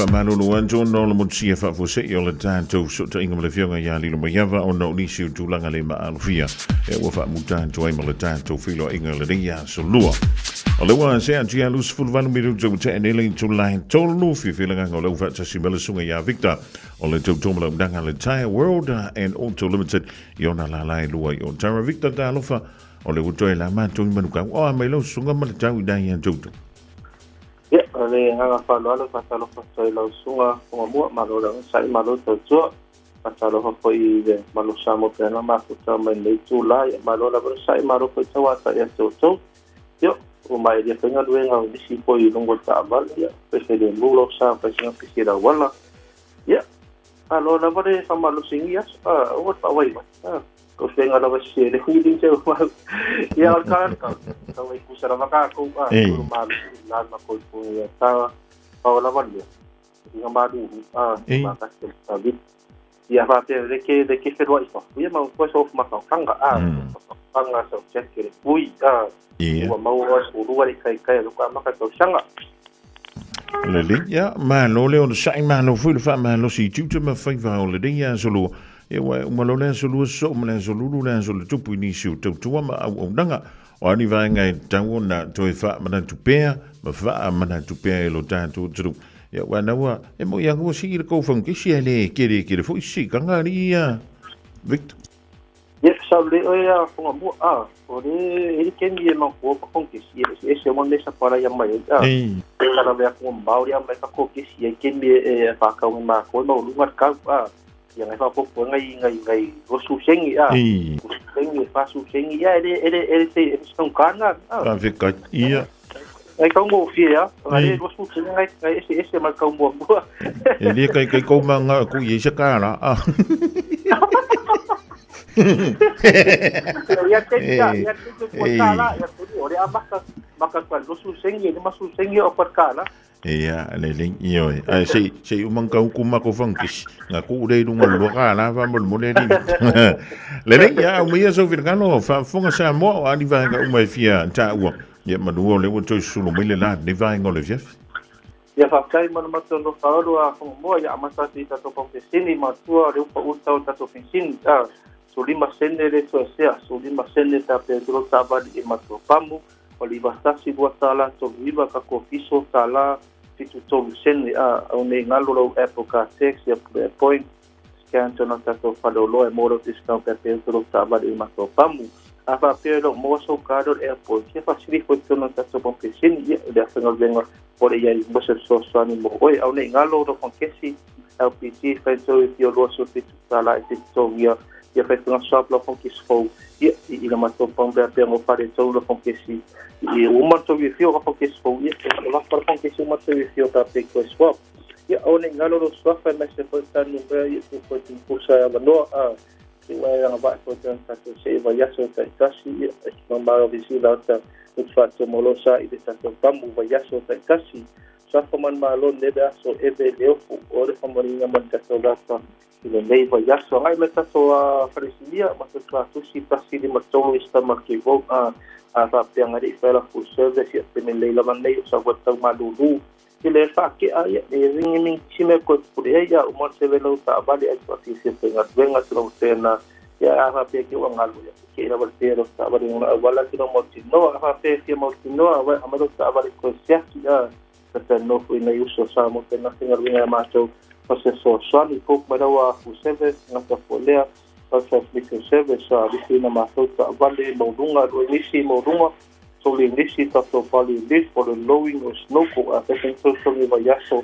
ile duasu tala se mele amata vea so mutato lo so fata una se mele ita to fadisia pe pole wo pe duasu tala a pe ngai fa pe pole wa no ko por no abili mata to fisa fuka no da so te no pati for one ia maso mau foi maso ta bar fa tau tel la ta ma di to pero filing awa si la ta bi lo le moso sa ma le ye ye access me to maso fa ta bar follow me se tu mai moi o ta nun ya o le la sene ta vale forma lo pensene a para eso ta vale maso fa ta vale o maso a hete fa a suji fa ko boka o fe ta so ven fitu no fo vanu fo i de tato fata vale kata fole ta tabala po ta to wili lo yai le wei ta hai la ni sen tu ya sai tu male to be trai uman pa manaya mo te ipa makta la po dos po de mas no como fa pi ta ba fa ta wa pa ke wai si ta ba le ma fa ta wa ma ko era ni tu la le mo se la ma to pena si bang mo oi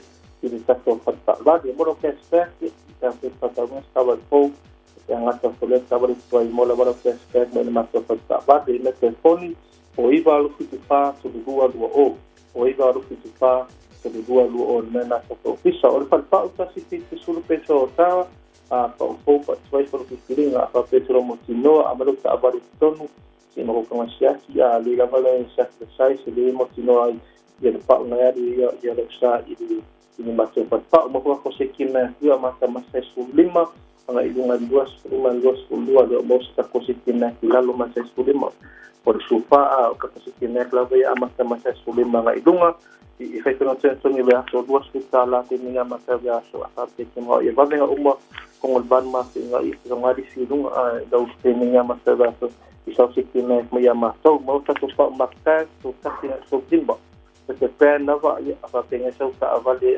so ya ipa ko para po ya tatalo ko na yuso mo sa suwan ide sa ko pagpao ya pasengo peki o ya ko nga pa ko ni bay malok sa avali ne ba sa poli ko ka sa wik ba su wono sa sanga so la pia sai pe le so ilaw was ko te ni amasa ile vaya so le to ni wolf ni wait for man service ni ato sa ba de alang si wat sa ba ni wala so ko se na ko sa ba hai pe ya assessment for it sa sa ba ni pero feeling at sa balilo yai sadia sa so si te hasta pele pai nesco so balu masingo interest ta to finance ngai ne temne ita to hasta vale ya metafoni oiva fitasi to oiva fitasi to i mela ta to kisa se bala au mai mo se so sani mo temne pa sai ke man mo ma to no mo dio ilima mo ni pada mai ya so dia ni ku ya lo la wi mo temne se ko me mo dio sai maruia la singa mga wengo toileria sulula sunga ya Victor le tutumla ngana all entire world and auto limited yona la lua e idai o tara lima mala famidu to jeni le afa o le tot pa talo fa to ya to male ma to mai le fo i vai ngola woli ya le to le fia la solua ya o aninga se singa ile tu wa yo onga ale fa no pa ya no la tu fu spa fa ma le e wa fa le tonu longo wala ona fa le tonu to ile ama tanto pa se o lo fanga vantu le fana ya Amelia ma Rafaele ma baby Amy Reen po Amy Rene Trinity ya male ainga umala wisale mo mayala vao Olivia Tutasi Benedict ma amitona ya le uma mala ainga dai vawala yo for mai ya masano au tai au tu ai le ole Western Union ya po na Pacific Easy Talo fa Samoa wa ule ne yo kaspiti alu awal suya ngila wa le kio eva mai ina se fudu lima iva kolu amo Radio Samoa bevela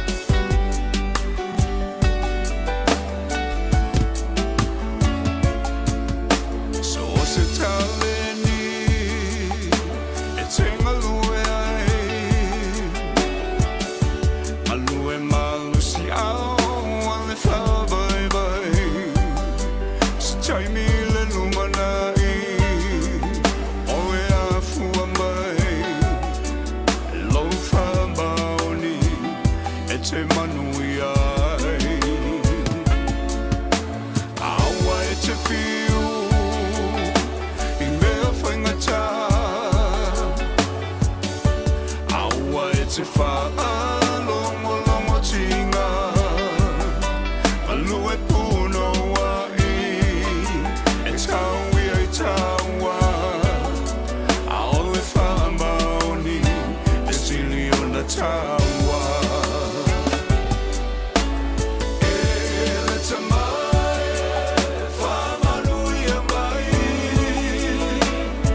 Italian, you are my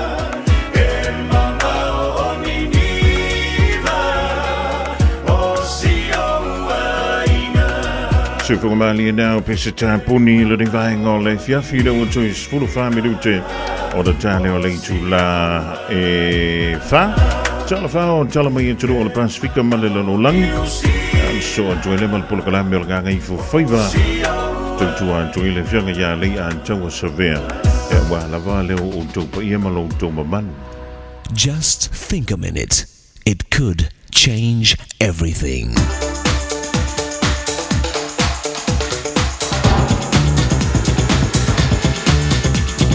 Think a minute. Steve Morris was different than the other children. But like most kids, he didn't want to be different. He wanted to be just like the others, so they would like and accept him. But even though Steve just wanted to be ordinary, he had a teacher who gave him the courage to be extraordinary. One day when Steve was 9 years old, his wise school teacher used a little gray mouse to teach Steve an unforgettable lesson that would change his life. Suddenly, in the middle of teaching, she stopped to listen. "What's that?" she asked the children. "Who's making that noise? I hear scratching. It sounds like a mouse." The little girls screamed. Some of them even jumped on top of their chairs. The teacher asked Steve to help her find the mouse. Everybody got quiet. They watched Steve as he turned his head toward the floor to listen closely. In just a moment, he pointed to the corner behind a bookshelf. "The mouse is over there. I can hear him," Steve called out. The teacher ran to look, and sure enough, he was exactly right. Steve Morris, who'd been blind from birth, had found the mouse. That day, the whole class learned that Steve had been given an amazing hearing ability to help make up for his blindness. But more importantly, Steve himself discovered his own special gift of hearing. Later on, his ability and gift gave the world popular music that was enjoyed by millions and won many awards. But it all began that day in school when Steve Morris learned his teacher's life-changing lesson with a mouse. From that day on, Steve Morris was called Stevie Wonder, who became one of the most successful pop singers in history. A wise mother taught her children to make the most of their assets. She told them, "Be confident in your own natural abilities. Use what you have. Don't keep wishing for what you don't have." And doesn't it make sense to ask the one who gave us our natural abilities and assets to show us what our strengths are? If you ask him to take charge of your life every day, Jesus will enable you to make the most of your assets so you can start living the successful, satisfying life he created you to enjoy. Just think a minute.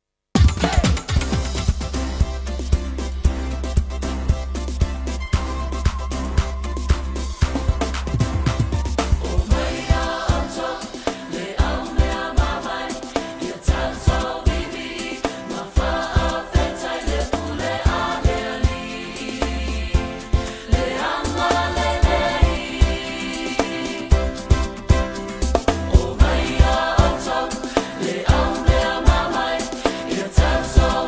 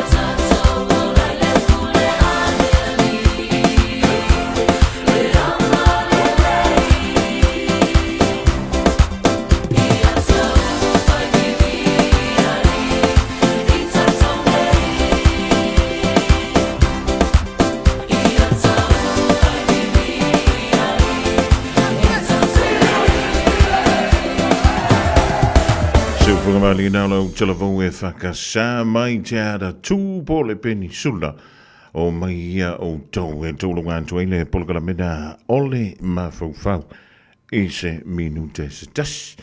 O le wā tu e walu bidu John Talo le tu la e wha le rifo I vahenga o le fiafi. Malo soy fua, o se fufonga Samoa, Radio Samoa, tasilima iwa tolu amo, se kia Radio Samoa.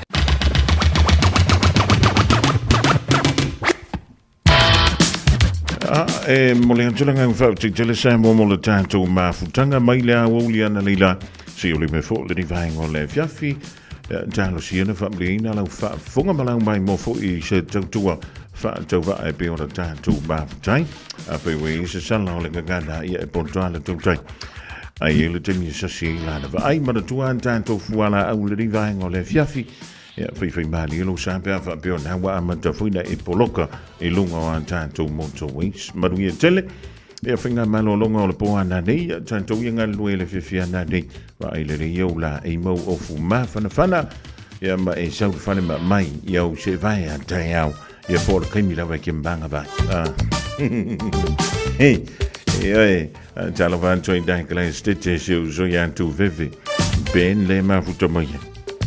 Kaluanga wha le konguranga au I le asutona, ia ua makua le koe fia kalangwa mai. Ia hui se o zoi a Terence, le angane mea o le kilo o le pereki kongo se au na kapi. Ai o mai a o le oki ai kasi. Ia longo winga la, o le toi timanta o le upenga, toi se saa le whao. Ma koe vanu maingi popo le pepe. Sila ia I tsunga leo au ia antoito. Pauanga o ka koroko au ka pua. Ka woso ia I o langonga fui o le lofa. Ia wai e langonga e koe inga fui lele le pa ia ko le mawhangwhanga ia tui. Ia ona o lai wha matai le whainga o le asu. Ia maruia le tau mawhutai ma le whionga ia le an tau sa vea. E le polkala mena o le nganga I fo whaiva. Ka mai a jala mai an turu o le Pasifika ma le laulangi. Mai si lo matua o Miriam Malala toa. Pe a tā whahi la fiafi dei. Maruia le fiafi alofa antu wha soi fuea.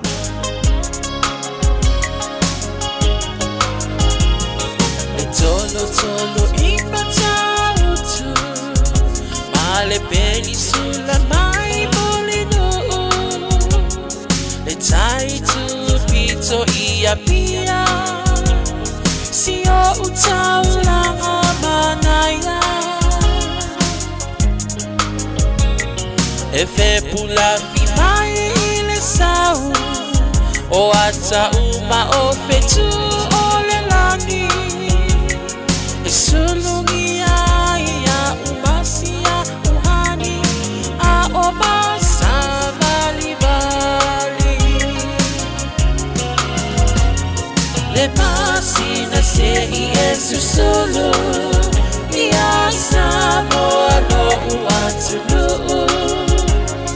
Se ifai mafia fianga Ie mama atene matama Olo sisi vai ma pepese matata la tulele a omae mane ilano ole ni na o masia ukele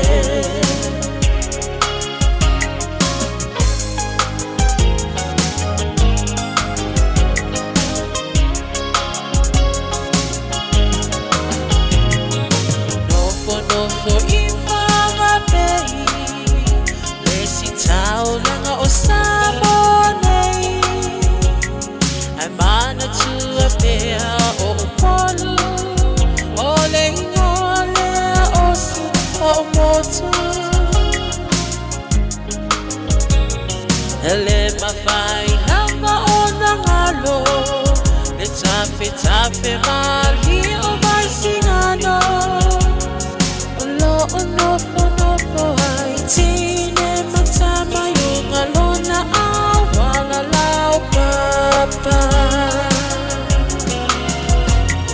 Le pasina se Yesu solo Ia